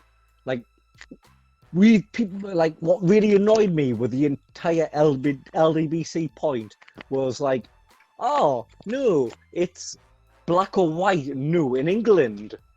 I'm sorry, Nigel Benn, Chris Eubank. Fuck me, we rule for our guys in Yeah, England. well, it's a problem in the States that most of the rest of the world doesn't have first-hand experience with. There is racial issues there, and in a lot of cases, it is about white and black, no matter what it is, whether it's sport, politics, whatever. But the fans in America don't seem to understand that the rest of the world don't have that same problem to that extent as they do. So they find it hard to I will literally say ITV 50 million views, or was it 60 million for Chris Eubank, Nigel Benn? Yeah. That ends There's my only point. 65. There's only 65 million people in your country too. So The funny thing was, Evander It's Holyfield not and Mike that's Tyson. not true. Evander Holyfield and Mike Tyson were African American, but a lot of the white fans in America loved them. I'd still whereas do to this day, by the way. Yeah. Whereas Deontay, he doesn't have that. They generally don't go for him at all. You know. I've said it for a long time. It's the persona that he gives off. A lot Negative, of people don't like yeah. it. Yeah. It's it borderlines on arrogance to an extent. I mean, there's confidence, there's backing yourself, and then there's straight out arrogance, which people tend to get turned off by, unless they really, really love that guy. So it is what it is. And to an extent, Deontay's got himself to blame for what a lot of people think of him. Could I interject real That's fast? completely all wrong. Where you go, Mark? You'll get your shot, Pish. Where you go, Mark? No, it's just someone else has been in here for a bit and they haven't had a chance to speak. Oh, Freddie, I think. I didn't notice. Yeah, Sorry, dude. Freddie. Freddie, good. You there, mate? Oh, looks like he hasn't. I just interrupted everything for no point. Carry on, lad. Freddie OG. We're waiting. Try hitting the. You're not muted. Maybe your mic's not activated. hey man. Sometimes you. Where you go? Yeah, I'll talk. What I was gonna say about AJ is he's a very manufactured boxer.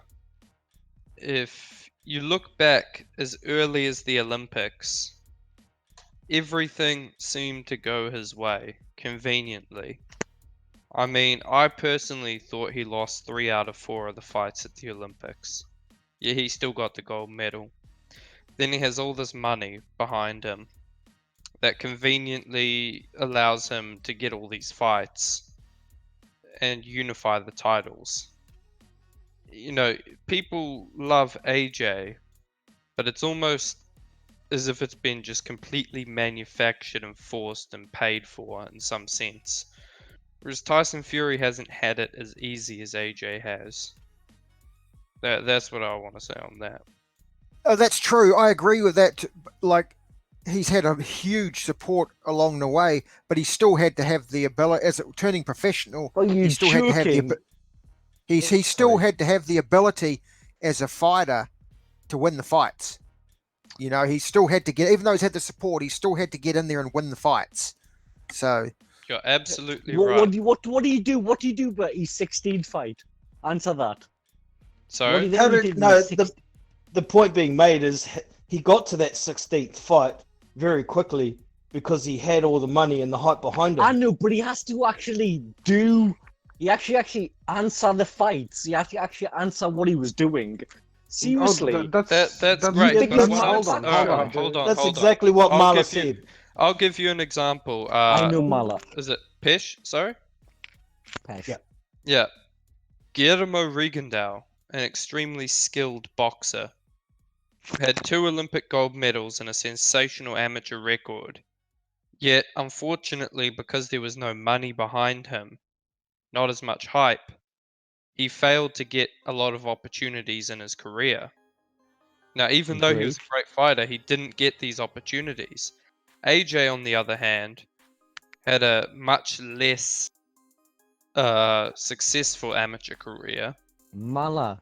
He's And a heavyweight. No, no, let him finish, Mala. He's Pish. a heavyweight boxer. But what I'm saying is, it's not Mate. all about the skill. There is I- financial backing that matters.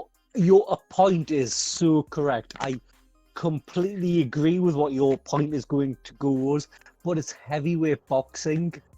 Let me give you like, another it's- example. Tony Yoka. You think Tony Yoka is going to get all the hype and financial Yes, yes. Because why haven't- we were talking about this before, but like young heavyweights, he is literally going to go with in France. Pushed, really pushed. I'm sorry, mate. I understand and I agree when it comes to like little guys against heavyweights, but honestly, some of these guys are going to get pushed. Some of these guys are going to be like pushed aside. That's how it works in boxing. Boxing is not fair. It's never been fair. That's my point. What I'm saying is AJ is his popularity and the love for him is extremely manufactured, and it's a result. It's of not his manufactured. ginormous No, I'm financial gonna stop backing. you. I'm not gonna. I'm No, gonna no. stop you. It's not. It's No, not no, no, no, manufactured. You gotta it is let loved. people finish, Pish. You gotta let them finish before cutting them Okay, off. sorry, mate. sorry. I'm mate, not sorry, saying mate. it's the only I reason. I'm saying a apologise. huge contributing factor to it is the financial backing. And look, you can see this in the prospects today. I mean, look who's got the most hype in the heavyweight division in terms of a prospect. That's Daniel Dubois. He's not necessarily the best. He certainly didn't have the best amateur career, yet he's got by far the most hype, by far the most love for him, despite being a relatively boring character. Because he's Okay. British and because he has that financial backing, that the same financial backing, maybe not the same, but a similar backing to what AJ had. So it's not the only reason people love him, but it's extremely well thought out and planned by publicists and promoters and well thought out and manufactured to some extent. Okay, before we let you go here, Pish, don't get it mixed here. We're not trying to down AJ in his career. We're just trying to make some comparisons. Okay, so away you go, okay. bud. Can I answer that Yeah, go for before it. you let me go? Before you kill No, me? no, I mean, let you rip. I mean, so where you go. All right, okay. So you basically said like Daniel Dubois is in the same sort of as what we've been talking about. No, that's not what that is. We have like different. Every boxer and has a personality, Every boxer has a level, and there's certain levels to different boxers. That's how promotion goes.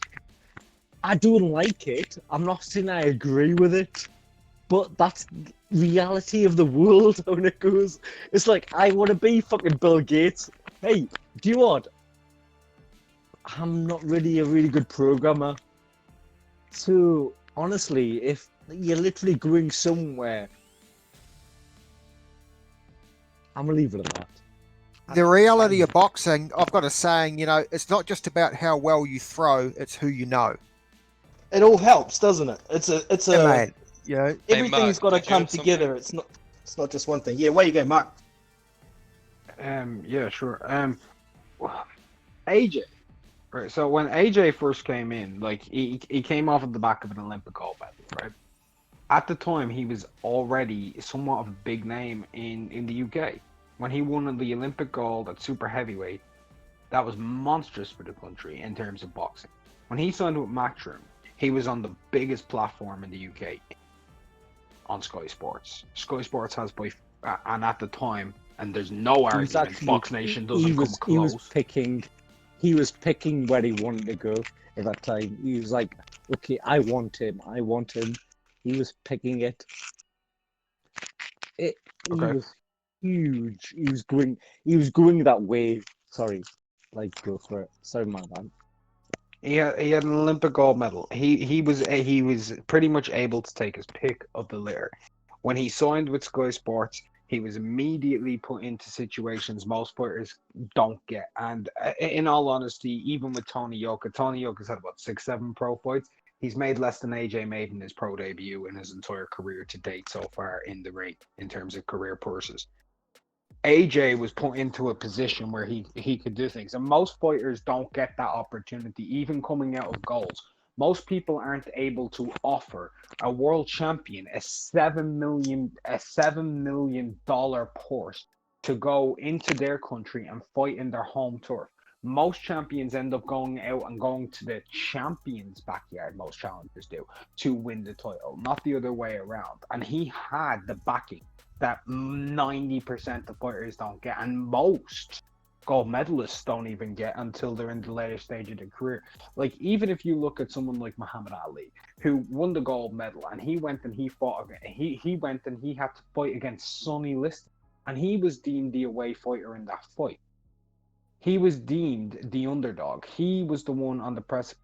Anthony Joshua, in his first world title, opened a 1-12 favorite. Whoa. So when you do look at it But like go like one rival, bro, like don't Tony interrupt Yoka. me. Can I finish? Yeah, Can let I him finish? finish. Sorry, sorry, my my bad. I apologize, mate. He is in a position, and I get that there are people who love him and don't like it, but if you don't think that the guy was in a better position than virtually every heavyweight to come into the division over the last 25 years, it's somewhat barmy, because he was in a position to go on pay-per-view in 15 fights. And yes, you do need to achieve that. But when you're already able to do 400,000 pay-per-views in your 15th, 16th professional fight, if you're already able to achieve that, you've already been manufactured and set up to be what you are.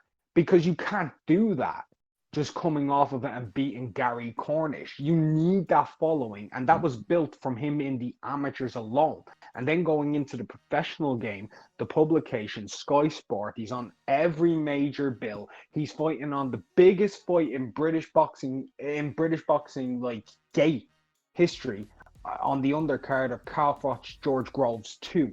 People aren't afforded those opportunities. So he was given the best possible outcome, the best possible circumstance, and to say that it's not manufactured in a promotional outfit is ridiculous. His fan base weren't there from day one. They grew through promotion, and it was manufactured.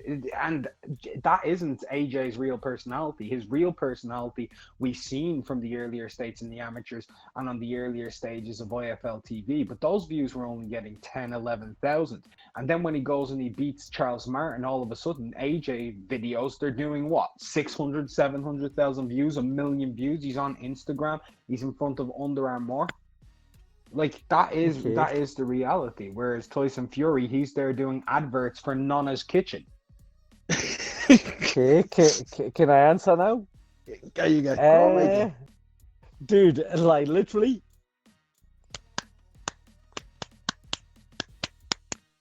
That was like, actually, I wouldn't disagree with a thing you would say, mate, but. Okay. Every fighter is manufactured. Is that so? Every fighter is. Sorry, what was that?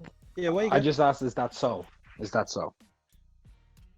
Every fighter is manufactured to a degree, of course. Oh, Yes, definitely, every yeah. fighter is manufactured. Every fighter is got something about them which takes a promoter which wants to promote. So, what is it? We're Is saying every fighter AJ has had a pure? lot of favorable treatment compared to other heavyweights like He's had- Tyson yeah. Fury. In Yeah, fact, he's had. Thank you, I'm gonna yes, I'm that's gonna the say this: point. AJ That has Mala, had Mala, the Mala, Mala. most favorable That's not Mala. treatment in boxing that I've ever seen. Right, okay. He's had all the help he Then- could get, is what we're saying. And it's Yes, nothing he Yeah, had- against that's AJ. the point. That is the point. That is my point. Every fucking fighter who has something about them is going to be promoted and going to get that favorable treatment. That is boxing. Boxing is paid. Well, how come no other boxer has had the advantages given to them like AJ then? Because they would have that promotional face. They're good. Okay, look at me. How do you become a promotional face, though? This, AJ, oh, AJ could I was jump just on? instantly made the promotional face. AJ had some ingredients, the way I look at it. Like, he could fight, he's got a great looking body, he can be well spoken in public, and they were able to use build up a promotion around that. I think it was like Tiger Woods in the golf. Tiger Woods was the good family man. We knew he wasn't, but do you know what I mean? You've answered they- my point. Yeah, They were able to exactly. build up this persona around Tiger. He had that marketability, and they were able to use that to build him up. Even though we know it was bullshit in the end, he got caught out with I all the know. chicks. But yeah, I think AJ did have a lot more backing than most fighters. He had smart people, money behind him. They were able to use the attributes that he had. I guess that's yeah. Yeah. I mean, nobody's arguing that every fighter is built with promotion, Fish. Nobody's arguing that. It just seems that. Not every fighter is equal. Like, it's not. It's never gonna happen. Not every boxer is equal. No, but What I mean? I'd put it to you, after AJ, in my view, lost at least 2 fights in the Olympics, and the hype train still picked up a lot 2? of steam after that. I see Oh that my at least God. 2. I would say, yeah. I'm not gonna disagree with all of that. That's up to I'm your gonna be opinion. honest. That AJ versus Arislandi Savon was one of the most blatant, disgusting robberies I've seen in the history of boxing. Like, I thought Savon schooled him 3-0. There you go. It's like another guy, another guy that sort of had like a big promotion to build them up. In another way, was like Mike Tyson. Like I remember, like he looked, he was a Oh. guy. He had a great looking body. He was fast. He was vicious. He was knocking guys out. And I remember Bill Caton and Jim Jacobs. They put together these videos of him with all his knockouts, and they were sending them out to all the TV networks. Now Tyson was only knocking out sponge cakes at that point, but the knockouts looked so good. They were using that to market him and build him up. And like he did go on to be a very good fighter, but at that time he wasn't actually beating good people, but he had the look, he had the physicality, he looked awesome, he was great in the ring. He had just had those attributes, and they were Dude, able to market him around that. Dude, he was 21 and he fucking won all the titles. But look, my point is this: I think Deontay Wilder would have been loved a lot more and Oh, embraced by people a lot more if he had the same backing AJ had. And the media coaching too. I think Yeah, Yeah, yeah. yeah, AJ's man. Like AJ's it's been not heavily just the media UK, coached. Okay. US Stop. coach- Well, hold on. Can No, stop, no, stop, no, stop, no, stop, no, stop. no, no, Can no, I- can stop, I say stop, one- stop. can I Let say him one thing? finish. Can I say one thing? Can I say one No, thing? for Christ's sakes, yes you Okay, can okay. after when I'm done. But Yeah, yeah. Okay. look, my point is this: if Wilder had all that, it's not just about the UK and US's differences. If Wilder was not afforded the same opportunities that AJ had, that's what I'll say, and that's why he isn't as loved, and or even in the same stratosphere as loved as AJ. He Okay, doesn't have Tish. he doesn't have the promotional machine that AJ has. That's so true, Yeah. man. Okay, I was not saying anything. I just want to let you say what you're gonna say. Go for it. Finish it. We're done. Is that it? Yeah, that's it. Go. He didn't have the same respect that he had from like the rest of the world. What? That dude. Ah, okay, I'm not gonna say nothing. I can't. No, no. Who said that he didn't have the same It respect? doesn't matter. It doesn't matter. I don't care. Like, fuck it. Okay, Pesh, can for I it, ask you a go. question? Are you an Yeah. Anthony Joshua fan? No. Okay, Absolutely okay. fucking not. Okay, let me ask you a question. When was the last time you seen an American bronze medal heavyweight debut without a promoter? Bronze medal with heavyweight. Yeah. When's the last time you seen an Ah. American bronze medalist turn pro without a promoter?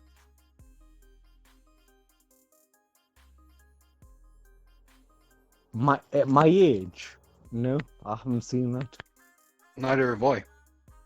Because there's only been one person that ever turned pro without a promoter from America with a bronze medal.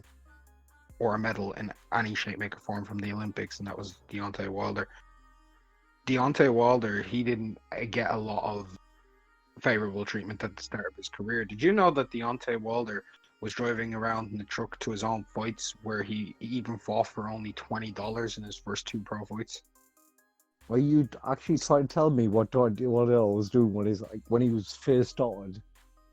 And I Anthony know that, mate. Anthony Joshua mate, was getting paid I way more. I know that. I know that. You knew that.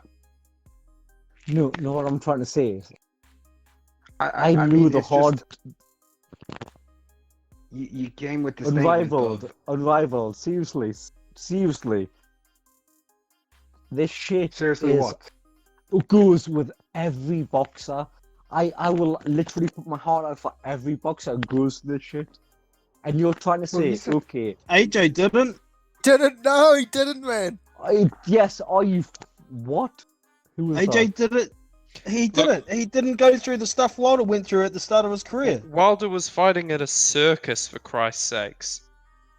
Anthony Joshua was Okay, fighting in front of who's 6,000 like? people on I pro like literally debut. have Who the like fuck- 3 people. I literally have 3 people talking to me right now.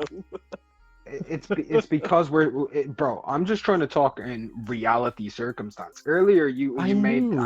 anybody who has anything about them gets a promoter, and in my mind, I'm going, have you ever heard of Archie Moore, one of the greatest fighters of all time, who fought all of his career until his last 20 fights with no promoter and over 200 bouts? Okay, well I'm literally thinking of like Leon Spinks, who's literally the person who was like had skills and never got his fucking dues when it comes to the boxing world. From the fans, yeah. Same like Larry Yeah. Holmes. He didn't get his Like, dues until his career was over. Larry Holmes. Okay, fair enough. Leon Spinks, he You know was what? given a title shot in his 8th fight. Can't compare that to Deontay Wilder, mate. Okay, Sorry. do you want to talk about Laurie, like Spinks?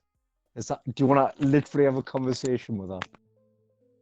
No, This I'm is just right, saying you I brought don't it think up. it's a good analogy because he got a title shot in his 8th fight, whereas Deontay Wilder got a title shot in his 31st fight? 33rd, 32nd. 33rd. One Yeah, of the- 30 seconds. Wait, I think his 32nd opponent was Jason Gavin.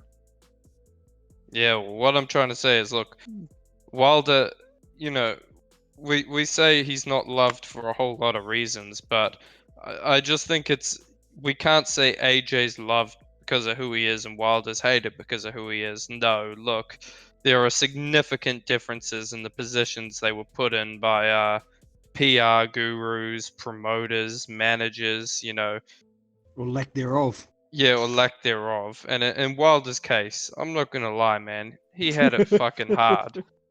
He had it hard. I Oh, mean, just, Wilder had a hard. Really? When he had the promotional company behind him, he had a hard. He didn't have a promotional He had, Yeah, he, that- when he, had started. he had to get there. He had to get there in the pros when he'd already achieved as an amateur. Unlike other people Oh. who had an opportunity handed to Dude, to he had them, like and he was- he had like eight fucking was that 8 or 9 amateur fights? I'm gonna give you an example. Hold on now, Teofimo Lopez didn't even win a medal, and yet he signed with Top Rank, and within a matter of years, he's getting one of the highest purses in lightweight boxing history. Wilder, on the other hand, won a medal in a much more lucrative division. An American heavyweight winning a medal. That's like a promoter's wet dream almost. And yet he still wasn't afforded any Actually, of I these agree with opportunities. you. I literally agree with you. Dude, like I actually agree with you. Reality is for AJ, he turned professional. He had a machine behind him. He had money, he had promotion, he had this team just driving him. So he was, even though he still has to have the boxing skill, he still has to deliver in the ring, he's got that machine helping propel him along. It's like he had a better engine in the car. Deontay turned pro, he didn't have anything. And he could He's have got a done with mini. some great Like- promotion, some people really getting behind him, and some what do you call it? Teaching him how to behave in the media, how to present himself, because when you do that, you attract sponsors a lot easier, and just all that sort of thing. He didn't really have that. And you see some fighters are, if they're set up from the beginning, they have that. AJ did have an advantage, and I'm not taking anything away from him as a fighter. I enjoy watching him fight, and he's a He very didn't. capable guy. Think like okay. Came professional at what year? I'm pushing this to you. At what time? At what year? 2013. 2013. Okay, Deontay Wilder. He became a world champion in 2013. He started Right, boxing so- in 2008 as a So pro. he had how many years to actually go?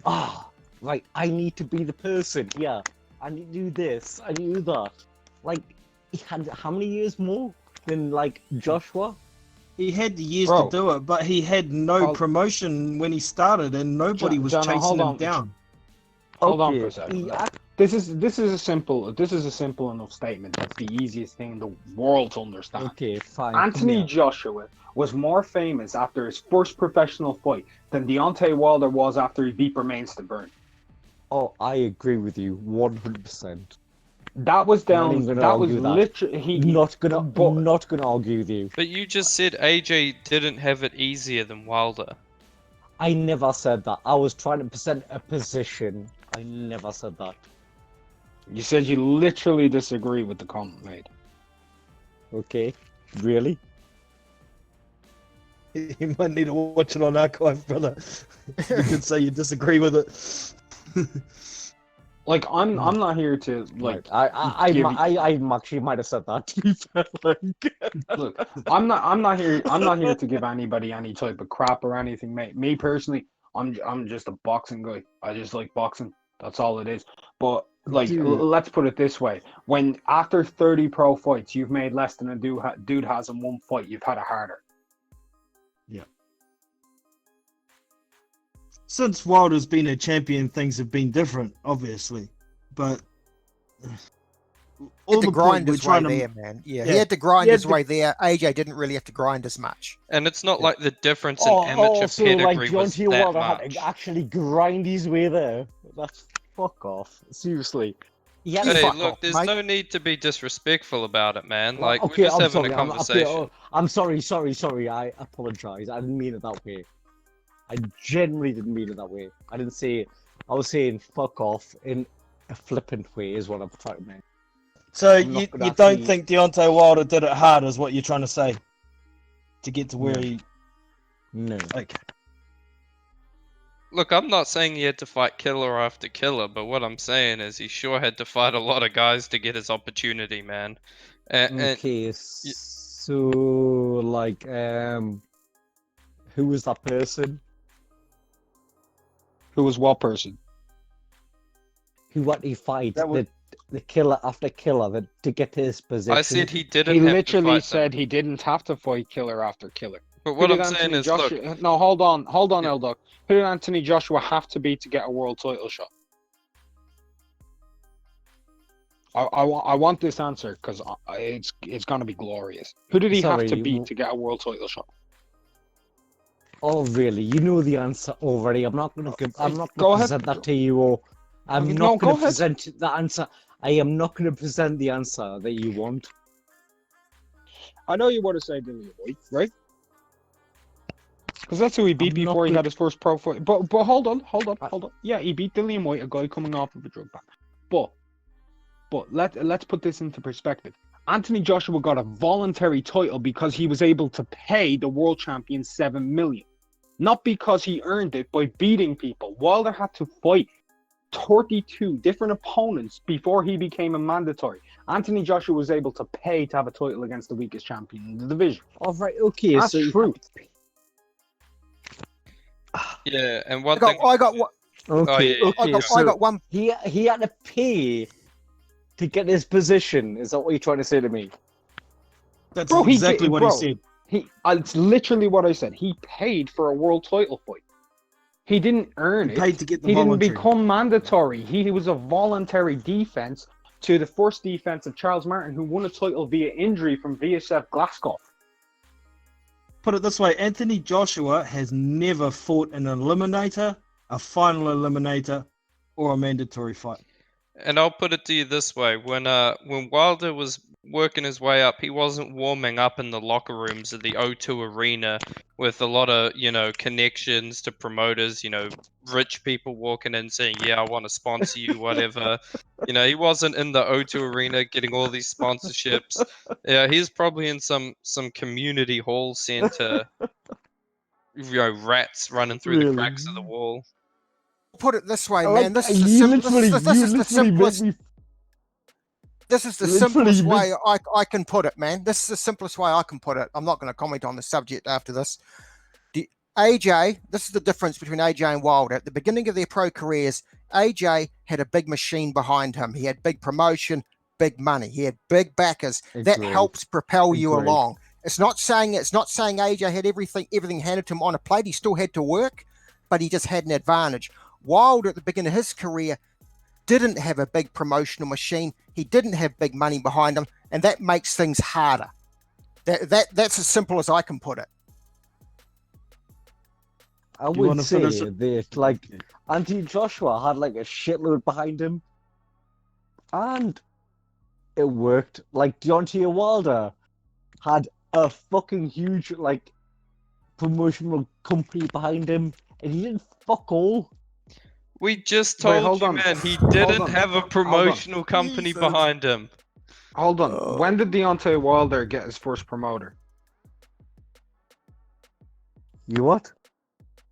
When did he get his first promoter, and do you know who it was?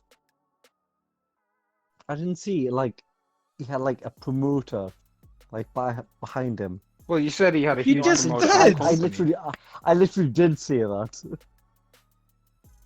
He had a huge promotional company, and he did fuck all. I mean, for my money, for how many fights he had with a promotional company, a huge one, which was 15 pro fights with his huge promotional company, because that's when he picked it up, was after he fought. He was traveling over to England to fight Audley Harrison with no promoter, my guy. Just so as you know, before he got Lou DiBella. Lou DiBella ended up picking him up after his win over against Audley Harrison, and then he ended up getting other fights from there. but he had 15 professional fights from that point forward. And in those 15 professional fights, I think he did pretty well for himself considering he did the biggest heavyweight pay-per-view in America in terms of numbers, according to what's being released so far, the biggest heavyweight pay-per-view since 2003. That's not doing too bad in 15 pro fights with your promotional company, if we take it into context. It wasn't Lou DiBella, brother. It was Golden Boy Promotions. It was Golden Boy, that's right. But that That's was right. Sergey Lakovich fight. Was his first fight under Golden Boy, and that was 15 Golden Boy. fights in. 16 fights in. Yeah. 15, It was the 16th pro fight was Liahovic? The one after Audrey Harrison was Lakovich. That's the chick. Actually, what do we got?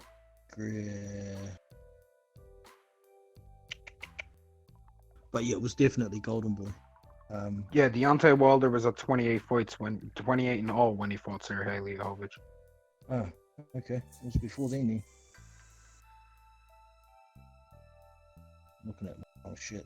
But yeah, he didn't have a promoter for 15 When he fought fights. before the Audley Harrison fight, he was fighting in Mexico. So, saying he had a huge promotional company behind him and did fuck all, it's a bit of a weird comment, I think, there, Pish. So, Okay, for me, I'm not saying that. Like, I think that is definitely a weak comment, and you're right if you say that. Like, literally, that is a weak comment. but anyways, Well, why? No. Hold on, why? What is that? What do you mean by why? Well, if you make a statement, clarify why, otherwise I'm not going to understand. You say it's a weak comment. Why is it weak? It's No, he was weak talk- because you're right. That's he, why he it's was weak. talking. Yeah, Pish was talking about his comment about It's the weak because you're correct. That's why it's weak. So Okay, I think we need to move Am I on wrong? from this. Yep, move on. Anyway, I got a great topic to move on to. Rising heavyweight sensation, hard-hitting KO machine, Olympic bronze medalist Philip El Animal Hrgović returns to the ring April 17th on the Regis Prograis Morris Hooker undercard. Fighting the mighty TBA, undefeated. Yeah, he's fighting the hard-hitting Polish sensation Maras Wok, most likely. Who knows? Oh, please, Who cares? please no. I'll tell you what, Jono, the one I'm asking for is Junior Farr, man, because Junior Farr is signed to Lou DiBella. Lou DiBella's involved in this card. Why not make it happen, man? Why not? Both are top 40 WBC. Yeah, let's get it. See the end of Junior Farr.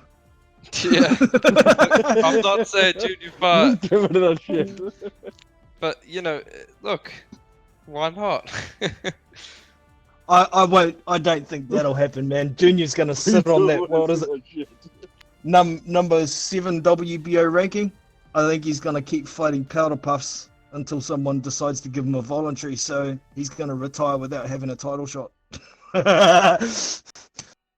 Sorry, Junior, but that's the reality of it. I'd like to see Hrgović Hunter. Why not? Yeah, that's what I want to see, but Pish that- doesn't that- want to see it. why not? Yeah, I want to see that as well. Literally, like Hrgović versus Hunter. That would be awesome. Yeah, it'd be a good fight, but I think might be asking for a bit much because Prograis versus Hook is a good fight. Luke Campbell versus Fortuna is a good fight. I don't think they're gonna. Then they've got Cecilia Brækhus. I don't think they're gonna put Hunter on the 3rd or 4th fight on the card. You know, against Hrgović. That's a Yeah. co-main event type fight.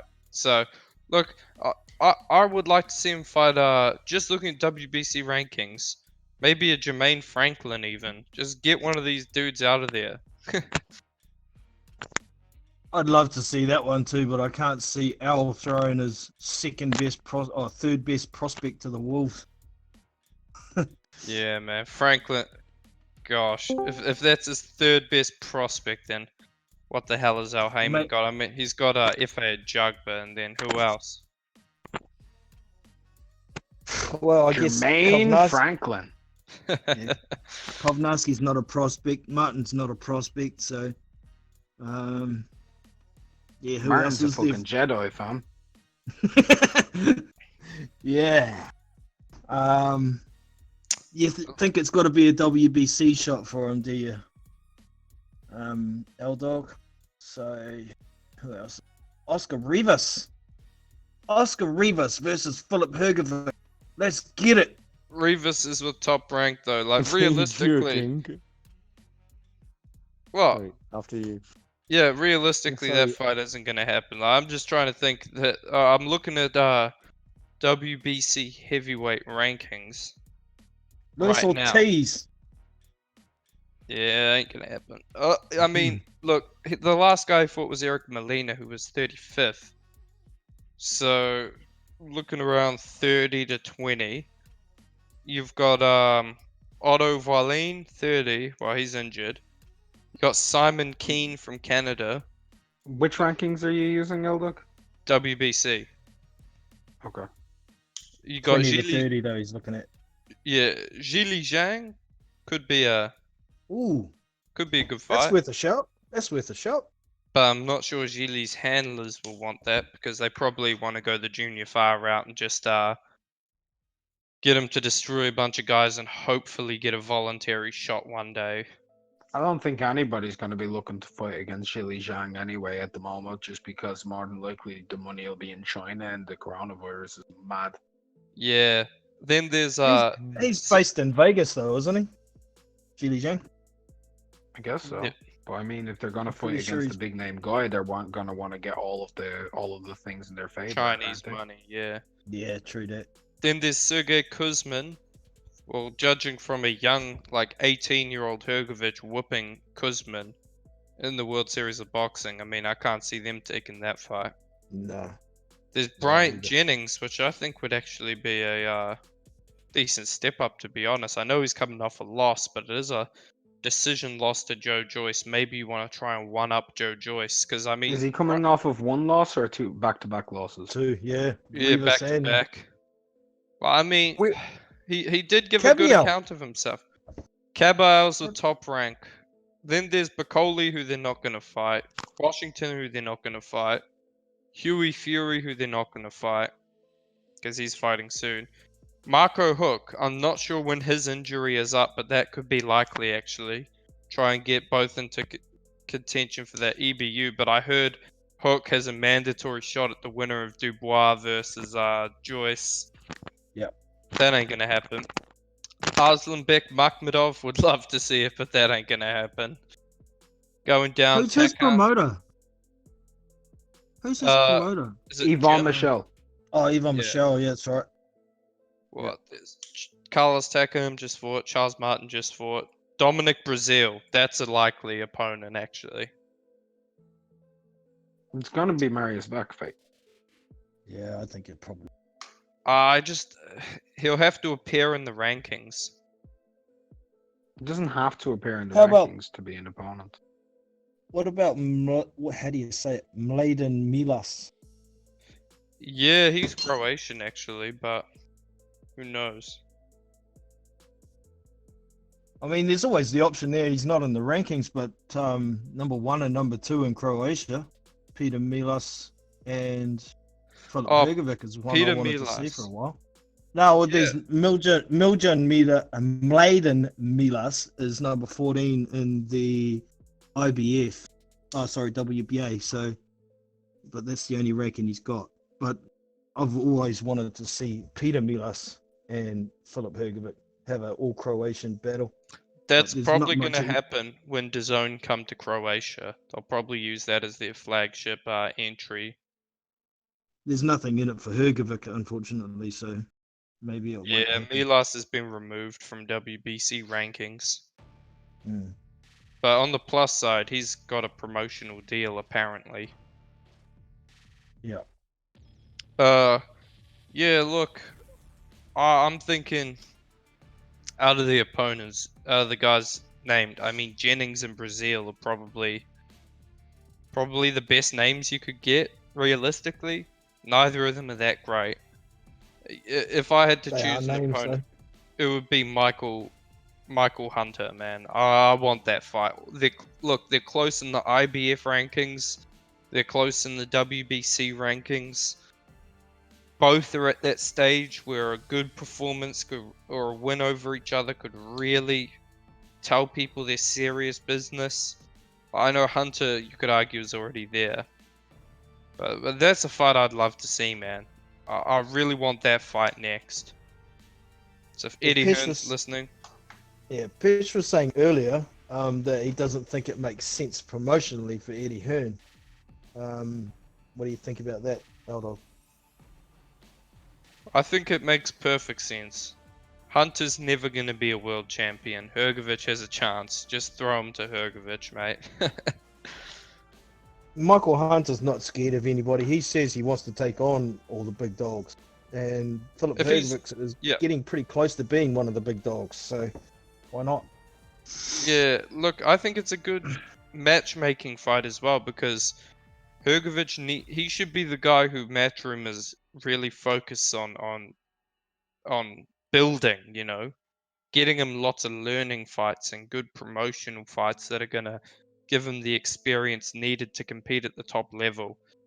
I mean, Hunter would do that. Hunter would probably outbox him for the first 3 rounds. But I see Hunter fading, Hrgovic cutting off the ring and stopping him mid to late. Just because he's bigger, he cuts the ring off well. He's got a extensive amateur pedigree, and Hunter does have stamina issues in fights. And he was pretty much knocked out by Alexander Usyk, who I'm sure no one here thinks punches as hard as Filip Hrgovic, you know. Again, I'm not ruling Hunter out. He actually could upset the odds, but he'd need to significantly improve his stamina and have a good chin because look, Hrgovic, he cuts the ring off, one of the best in the heavyweight division, I'd say. His ability to cut the ring off is extremely good. Yep. All right, other guys in the chat, who would you like to see Hrgovic face? You want to kick off there, Mark? Yeah, sure. If I could pick anybody for Filip Hrgovic to fight next, it'd be Bacoli, but I know it's going to be Marius Beck, so. Fair enough. Marla? I'd go for the Hunter. Well, I think Hunter would be perfect for him, to be honest. Yeah, I'm down for Hunter as well, but I'll throw one in the Hunter beats woods. that big stiff idiot. Oh, Mark. Um, Mark, you know how to get on my nerves. Why not Joseph Parker is another question. Hey, Nah, Like too Because a he'll plus- soon. beat that big stiff Yeah, idiot. Joseph Parker would beat Hrgovic right now. He would. You reckon? I'm under no illusions. Yeah, Parker's too experienced, too seasoned at the moment. I think Hrgovic needs another, I'd say 4 fights before he can start talking about White, Parker, Carl Usyk. Takam. Takam. yeah. Takam would be a good one, but he's with Top Rank, and I think they're going to make a Takam versus Yoka fight since they're both with Top Rank now. Okay. You did mention Bryant Jennings, who's also with Top Rank, though. Yeah, But well, I guess Jennings has he's- shown more willingness to fight against. Well, Top Rank have shown more willingness to put him with other guys. Is he still with Top Rank, by the way? I think he is, actually. He might not be, but I think he is. But having a few losses on his record now as well, I guess they're willing to put him in with whoever he wants to fight. He's more expendable these days, isn't he? So, Yeah. yeah. You could say the same for Carlos Takam to a degree as well, but you were saying Takam and who? We're thinking about you thought they might fight? Tony Yoka. Oh, that's not a bad fight either. I think it's a good fight for Uh, Yoka, man. Like, It's a that's good a fight for Yoka for sure. tough fight for him, man. Like, I know listen, Takam is at the end of his career, but he is quite a durable, fit guy. You know, he'll take Yoka some rounds, and if he doesn't, well, that's a He- big statement in France for him, I think. Yeah. Carlos Takam's an issue for anyone really. Like he's like I'm not saying he beats people, but like he gives them problems. He's slippery. He's a unit. He's heavy. He's heavy-handed as well. He can box. He can brawl with you, and he can headbutt you and break your nose. That's what I'm He's- saying, man. he's- He's tough. yeah. He's durable. He's the kind of guy you want these prospects in with because, look, regardless of how they look, it's gonna be a good name on their resume because he's fought AJ, and it's gonna be someone who can really help bring the best out of these guys and teach them a lot of lessons in the ring. Yeah, definitely. Hopefully that fight does get made. I'll be looking forward to that one. I want to see more of Tony Yoka. He's been pretty stagnant for a while. A lot of it due to the suspension that he had for a bit, due to missing drug tests. But that suspension was only in France, and he chose not to fight outside of France while he was on that suspension, which he could have done. So, more action from Tony Yoka, please. But yeah, it looks like Filip Hrgovic's probably going to end up fighting Marius Vak. I just say, I'll watch it. It's a good card anyway. Where to for Joseph Parker next? Dylan Karanecki? Ooh, I know exactly where I want to see Joseph Parker go next. do tell. Usyk. Into the retirement home. Fuck off. I'm wasting my time with Shondell Winter. No, I'm joking. I am joking. I genuinely like to see him fight either the winner or loser of Usyk and Chisora. Either one. Well, Oh. he did say in an interview after the Winters fight Or that he Dubois. still wants to fight, still wants Derek Chisora, even if he loses against Usyk, and it's not a bad fight. But yeah, Dubois is another good one. I wouldn't mind seeing. I'd Actually, seriously, the winner of Dubois versus Joyce versus Joseph Parker be a hell of a fight, but that's unlikely to happen. Yeah, well, Frank Warren's come out and said that he would put Daniel Dubois in with Joseph Parker. I think he was just saying that right now for some publicity. Realistically, I don't think Daniel Dubois is quite ready for Parker, but he's not far off. And if they did get in the ring, it would still be a goddamn good fight. I'd be So- terrified for Daniel Dubois in those Oh. late rounds with Parker. Yeah, I agree with you, man. Look, I think, John, I'll be honest with you. I think Parker beats all these prospects at the moment. Like, you know how I like Hrgovic, but yeah, Parker would beat him, man. Parker would beat him convincingly. He can Parker box. beat him. Parker's He good, can man. Parker might even stop him at this point. I'll be honest with you. I don't care how good of a chin he's got. It's not all about your chin. So, Parker's experienced. He's proven to take a good punch. Unlikely you're going to be able to stop him. I mean, There's lots of different looks he can give you too. Like exactly. he can be mate. aggressive when he wants to. He can be elusive. He can box on the move. So he's got a lot I'll- of tools. I'll tell you this as well. I'll be worried for the next guy who goes in on one of these fights with Joseph Parker if it's a decent name, because I think Parker knows he's been put in the back seat for too long, and he's gonna really fucking take it to these guys, hoping I have to win this to really get back to the top. I don't want to be in that place I was. He's gonna really be motivated, man. I think if Parker fought Dubois, I'd stop him inside 6 rounds. Ooh. Ooh. I don't know. That's a good shout, man. So I you give think- Dubois as much of a chance as Winters? Give him a better chance to win inside 6 rounds. I don't think he'll last longer though. Who Yeah, knows? He might nobody's surprise stopping me in Joseph. last 8. Nobody's stopping Joseph Parker in 6 rounds.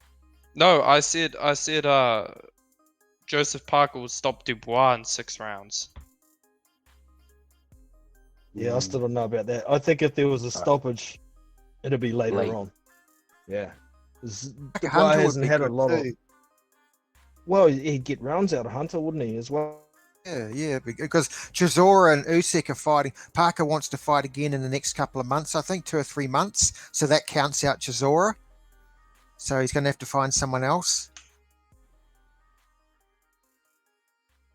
I mean, let me just look at Joseph Parker. He's been 24 rounds. Dillian White and Anthony Joshua. Now, if that doesn't prepare you for a guy like Dubois, I don't know what does. I mean, he's got a win over Andy Ruiz. He's got a win over Huey Fury. He's got a win over Carlos Takam. I mean, those 5 are some vastly different styles and some decent guys, you know? I think he's more than ready to just destroy Daniel Dubois.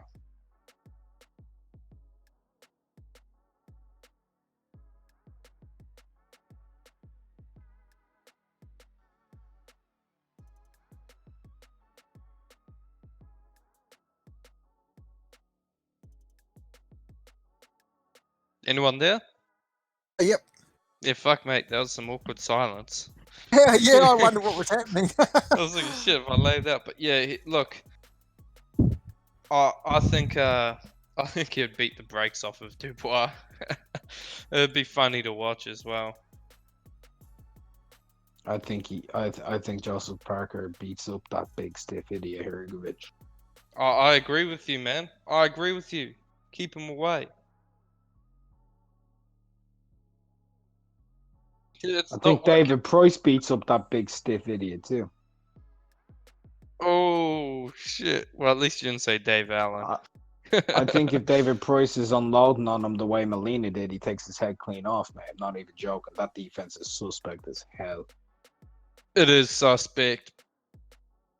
Molina got those right hands in easy, eh? Oh fuck you, Marla.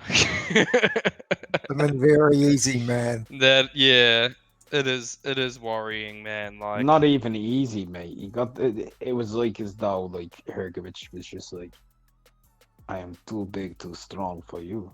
You can hit me. that's Sorry, exactly if what that- it was, man. If that's somebody who actually has, who isn't like shot, like when I say shot, even their power shot, because Molina's a bum at this stage, man. He got flatlined by Brazil.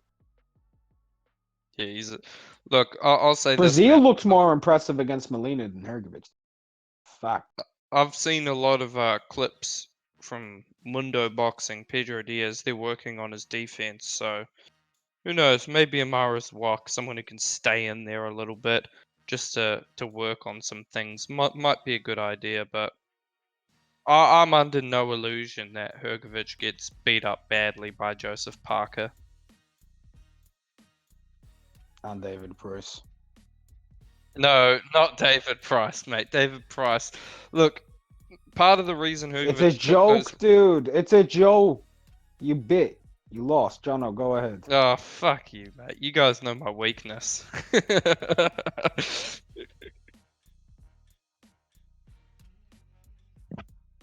Knows that.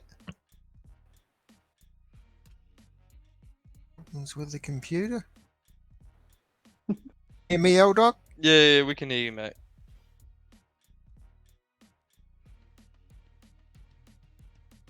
No, I don't Oh, think he poor can hear Marlon. us.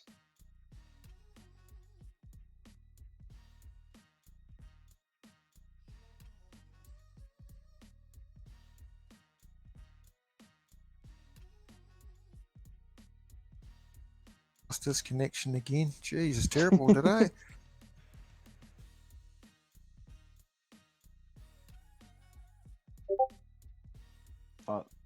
I can hear you. Yeah, I can, yes, sir. We can hear you. Mala can't hear. Oh, no sound on the stream. Hold on, let me check for you. I can hear everyone but Jono. Oh, okay.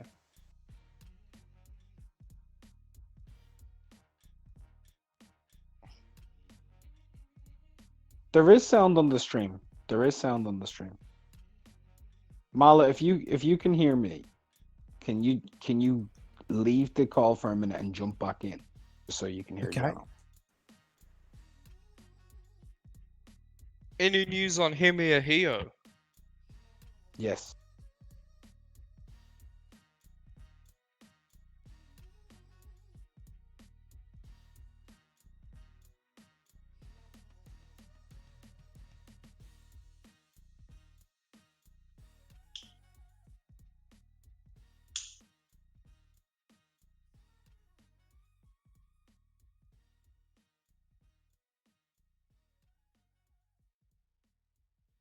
Solid.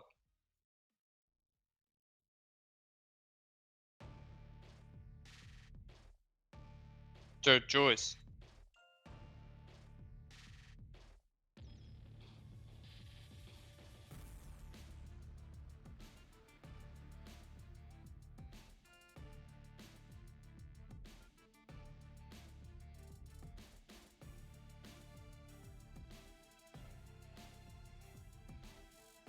Okay, Jono. Jono, if you can hear me, you may need to leave the call and jump back in yourself because for some reason it's not picking up your sound on your stream.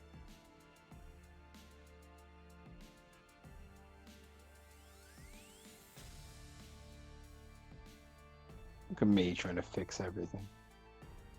I'm a good little McGregor.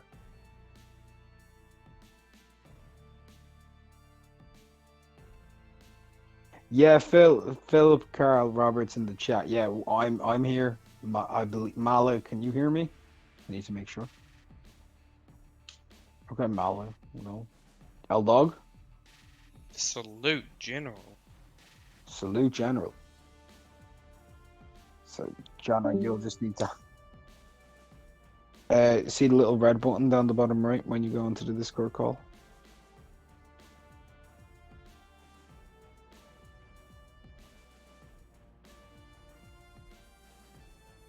Yeah. And then he has to rejoin, and so does Mala. Salute Interesting. Mala. Yeah, salute General Mala in the building, my brother. Jono and Mala, can you hear me? I can hear. Yep, I can hear you. Yep. We're all back. Can you guys Someone hear each asks an other? interesting question in the chat. He says, do you think Parker could take Fury after the Wilder fight? Now, this to me is actually an interesting fight because we know Parker has a decent chin and he's got experience, but I don't think Parker would be able to beat Wilder because I just don't see him bullying him. I mean, Parker doesn't quite have that dog in him almost. Like, I'm not sure he'd do what is needed to win. What do you guys think? Yeah, if he could bring that mongrel and get on the inside and go for it, he could win it, I think. But as you say, I don't have the confidence that he would bring it. Yeah, that's the problem. Be an interesting one. Yeah, though. I think a lot will depend on what Parker steps in the ring. If he's a bit angry and got a bit of dog in him, then I think he could get to Wilder. He's quite good when he comes forward if he gets his head off center to miss that right hand. And then he's got the speed on Wilder on the inside. But looking at how he was trying to fight on the inside against Shondell Winters, I'm still not confident on his inside game whatsoever. He looks lost for ideas once he gets inside, or inside that pocket. He's okay He in the smothers pocket. himself. He does. He smothers himself big time. So maybe if he could fight at mid-range to keep inside the full extension of Wilder's right hand, he could have some success. But there's also the chance of getting caught with a little bit shorter right hand that Wilder can throw. So it's a tough fight. I would like to see it. But yeah, if Parker tried to hang around on the outside and box from distance, he's going to get stopped, I think. Even with a good chin, I think he'll still get stopped against Wilder. But late rounds could be a problem if Joseph can put some pressure on. We know what Wilder's legs are like at the moment. They could be a big problem. But it's a good fight. What do you reckon? Pesh, you still there?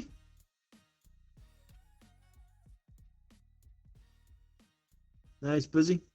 What do you reckon then, Mark? About what? I blanked the fuck out when I was trying to fix everything. Parker versus Wilder. What about it? What do you How do you think the make fight of- would go? Yeah, what do you make of Parker's chances, basically? He has every chance of knocking Wilder out. Wilder doesn't like fighters who are able to throw hands in combinations and are able to get beyond the jab. Parker's good at getting beyond it. Sure, he smothers his work, but he'll be able to lean on him. And Wilder will try and tie him up a lot, but Parker could chin him. Having said that, Deontay Wilder could chin him. If anyone's able to crack that skull, it might be Wilder. Yeah, man. I'm thinking. Look, I'm not. Does Parker get lead hand dominance much, Mark? Well, he's never really. It's kind of like a moot kind of question, just because in most of his fights, Parker isn't in a jab battle with people. He's True. normally able to just use his speed to be able to beat them, so it's very rare. The only fight where you could argue he was in an actual jousting war would have been with AJ, and he didn't assert lead hand dominance there. Exactly. I think you need lead hand dominance to beat Wilder. Oh, I really do. Yeah. You take away that rangefinder. He doesn't throw his right hand, and it gives you the Well, there's opportunity. other ways of taking away the rangefinder. Joseph Parker's probably the best in the entire heavyweight division at stepping off of jabs and then moving in as you're reloading, like he He did with triples Joshua. it. And then he triples up when he gets into his your mid range at his max range, pretty much against someone like Wilder. So there are other ways that he'd be able to do that. It's not just about lead hand control with Wilder. Wilder can look for range, but Parker's always stepping off of it. Wilder will never find it, and Parker has more educated feet than Wilder. I mean, you're not giving him much credit by saying that, mate. But yeah, He look, does have. No, I said much more. I didn't say he has more. Yeah, okay. Much more. And Parker's got probably like top 5 feet. A heavyweight, top 6. yeah, look, if Wilder loses to Fury, if Wilder beats Fury, if Wilder doesn't fight Fury, look, it's a fight I'd like to see, man. It's a fight I'd pay pay-per-view for, not that DAZN card that we had on the weekend pay-per-view over here. To be honest, I'd pay for it, definitely. Yeah, I would. I'm just saying this. I mean, that DAZN card, yeah, whatever. That thing was worth money, man. That was worth money. That card. Fucking It good was, card. but That when was- no one else is paying pay-per-view, mate, neither am I. That's my logic. So there's a question in there in the chat. Who do you think has the best chance of beating Fury? Personally, I think AJ's probably got the best chance as of right now of the guys who would realistically get a fight with him. But you know, you could throw other guys in there that could have a chance. Big punches, guys who have a bit of boxing skill. I think But- Usyk. Yeah, That's an interesting pick, Mark. I think Like, it's I know- because he holds. Hold on. Let me make my point before you give me your reason as to why you think I'm wrong. go on then. I think it's the speed advantage, and not just the speed advantage, but Fury does not like fighting southpaws. He never has, even as an amateur. He doesn't like it because he does actually struggle to figure out where they're coming from, because he naturally thinks right side rather than left. So when if he goes into a southpaw war with them, they'll probably be able to beat him just off of that. So that's why he stays orthodox, but he's more open.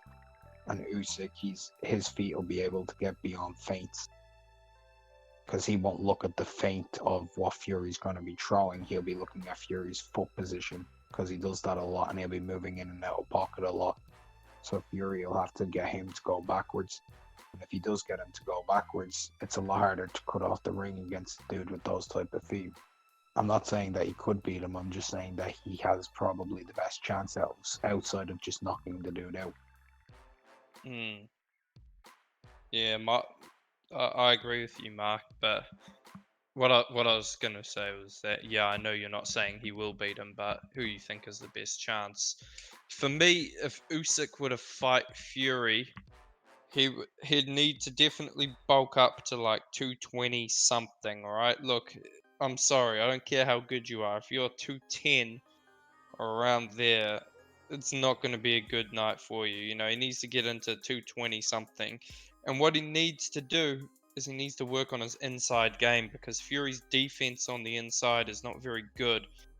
And Usyk should exploit that. You know, he should be able to get in there, but I mean, Usyk's going to be tricky for anyone, man.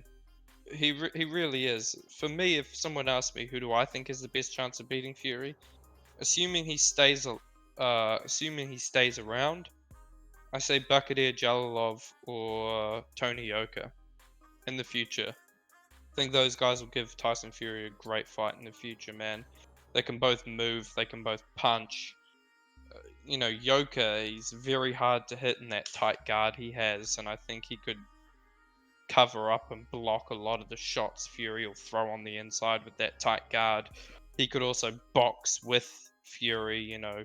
Yoka is 6'7", 260, and he's muscular and lean, so I don't think he's gonna get like leaned on and roughhouse tactics. No, I think Yoka would be a great fight in the future for Tyson Fury, assuming Fury stays around.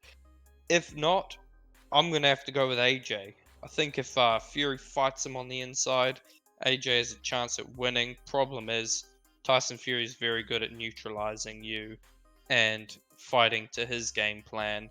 I think he'd just box Joshua on the outside and win a points decision. But other than that, yeah, I think Tony Yoka and Bakadir Jalilov have the best chance at beating Fury in the future. I went Okay. for AJ. Away you go, Marla. I went for AJ if he come in a lot. If I was AJ fighting Fury, if he came in, I looked to come in at 237 like he did for that Ruiz fight, because he still punches hard, but he's going to have the he's going to max out his stamina and his speed and his mobility, which I think will be important for him trying to walk Fury down. Because Fury, I don't think Fury will really want to come in and engage with AJ on the inside, because of AJ's a better inside fighter than Wilder is. He's got that uppercut. So I think it would be a fight where Fury was trying to be slippery from the outside, and AJ would have to try and cut the ring off and trap him. So yeah, I think if AJ got his weight down and came in like that, he would have a chance. I don't know if he would win, but he could give himself the best chance doing that. Yeah, Yeah. I also think if Fury comes in and tries to do those roughhouse tactics, even if AJ is 237, his inside game is good enough where he could land some really nice effective hooks to the body and some uppercuts, so that even if he was trying to, you know, he'd be able to work Fury, but Fury would be on the back foot, which is, I completely agree with you, Marla. He needs to come in 237, 235 even, where he still hits hard, but he's got that stamina and that speed to compete with Fury if he does box off the back foot. I'm not saying he'd be able to beat Fury, but I'm saying it'd give him a better chance. Yep. I'd be down with saying AJ, I think at the present time has the best chance of beating Fury. As for Usyk, I could see Fury pretty much trying to do a Klitschko on him. Keep him on the outside. If he gets inside, grab hold of him, shut him down. Because he's too dangerous once he gets in that pocket. He's got the speed, he's got the footwork. And I could see Fury trying to rush him when he didn't want to punch, just lay all over him. But you never know. It's still a pretty decent fight. Two highly skilled guys getting it on in the ring. I'd like to see it, but first things first, I'd like to see Undisputed. Yeah, fellas, I'm gonna have to jump off. It was good talking to you. Really Chat, like man. to talk today, man. Heavyweight good. boxing is in a good place, and boxing in general is in an even better place, man. It's looking real good for us boxing fans. So, you guys have a good day and take care. Man, talk Peace out, again. dog. Thanks for coming in, brother. All right, yeah, it's about time we start thinking about shutting down too. So, any final Yes. words before we go, fellas? That's pretty much all said for me, man. It's been a long chat. It has. Oh, it's been a goodie though. We have another weekend with heavyweights getting busy next weekend. We've got Dempsey McKean and Jonathan Rice is on in Australia. I'll be doing a live commentary on that. We have Adam Kovnarski and Robert Helenius getting it on. And on that same card, we've also got Efa Ajagba versus Razvan Kajanu. So looking forward to all of those fights for the weekend. Yup. Appreciate everybody coming in and giving their point of view. Also, everybody in the chat. It's always a pleasure having you all in. It wouldn't be the same without you. But next time, don't be afraid to hit that link. Get on the show and have your say. So that's us for today. And Jono. this is Marla2243. We've got Unrivaled Boxing Talk and News. He has his own channel. If you haven't checked them out, make sure you get over there and check out Hit the like content. button. Fuck my channel. Hit the like button. And subscribe. We only need 23 now to get to the 1,000. Yeah. Yeah, you're It's- getting there, it's man. 16. It's 16. I sent more over. I did a post. It's 16 Ah. now. Awesome. Appreciate that, Mark. We also had Pesh on, who we haven't seen in a long time. A little bit of some controversial views, but still appreciate you coming on, brother. And L-Dog, of course, another regular. Good to have you on. So appreciate everyone coming in, and we will catch you next time. See you.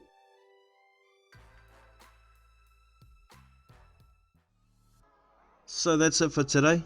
Appreciate y'all coming and checking out the Big Boys Boxing content. Don't forget to hit that thumbs up and subscribe. Also, if you want to get more involved, you can go to the Big Boys Boxing channel page, and over here on the top right there's this Discord icon here. If you click on that, it will take you to the Big Boys Boxing Discord server.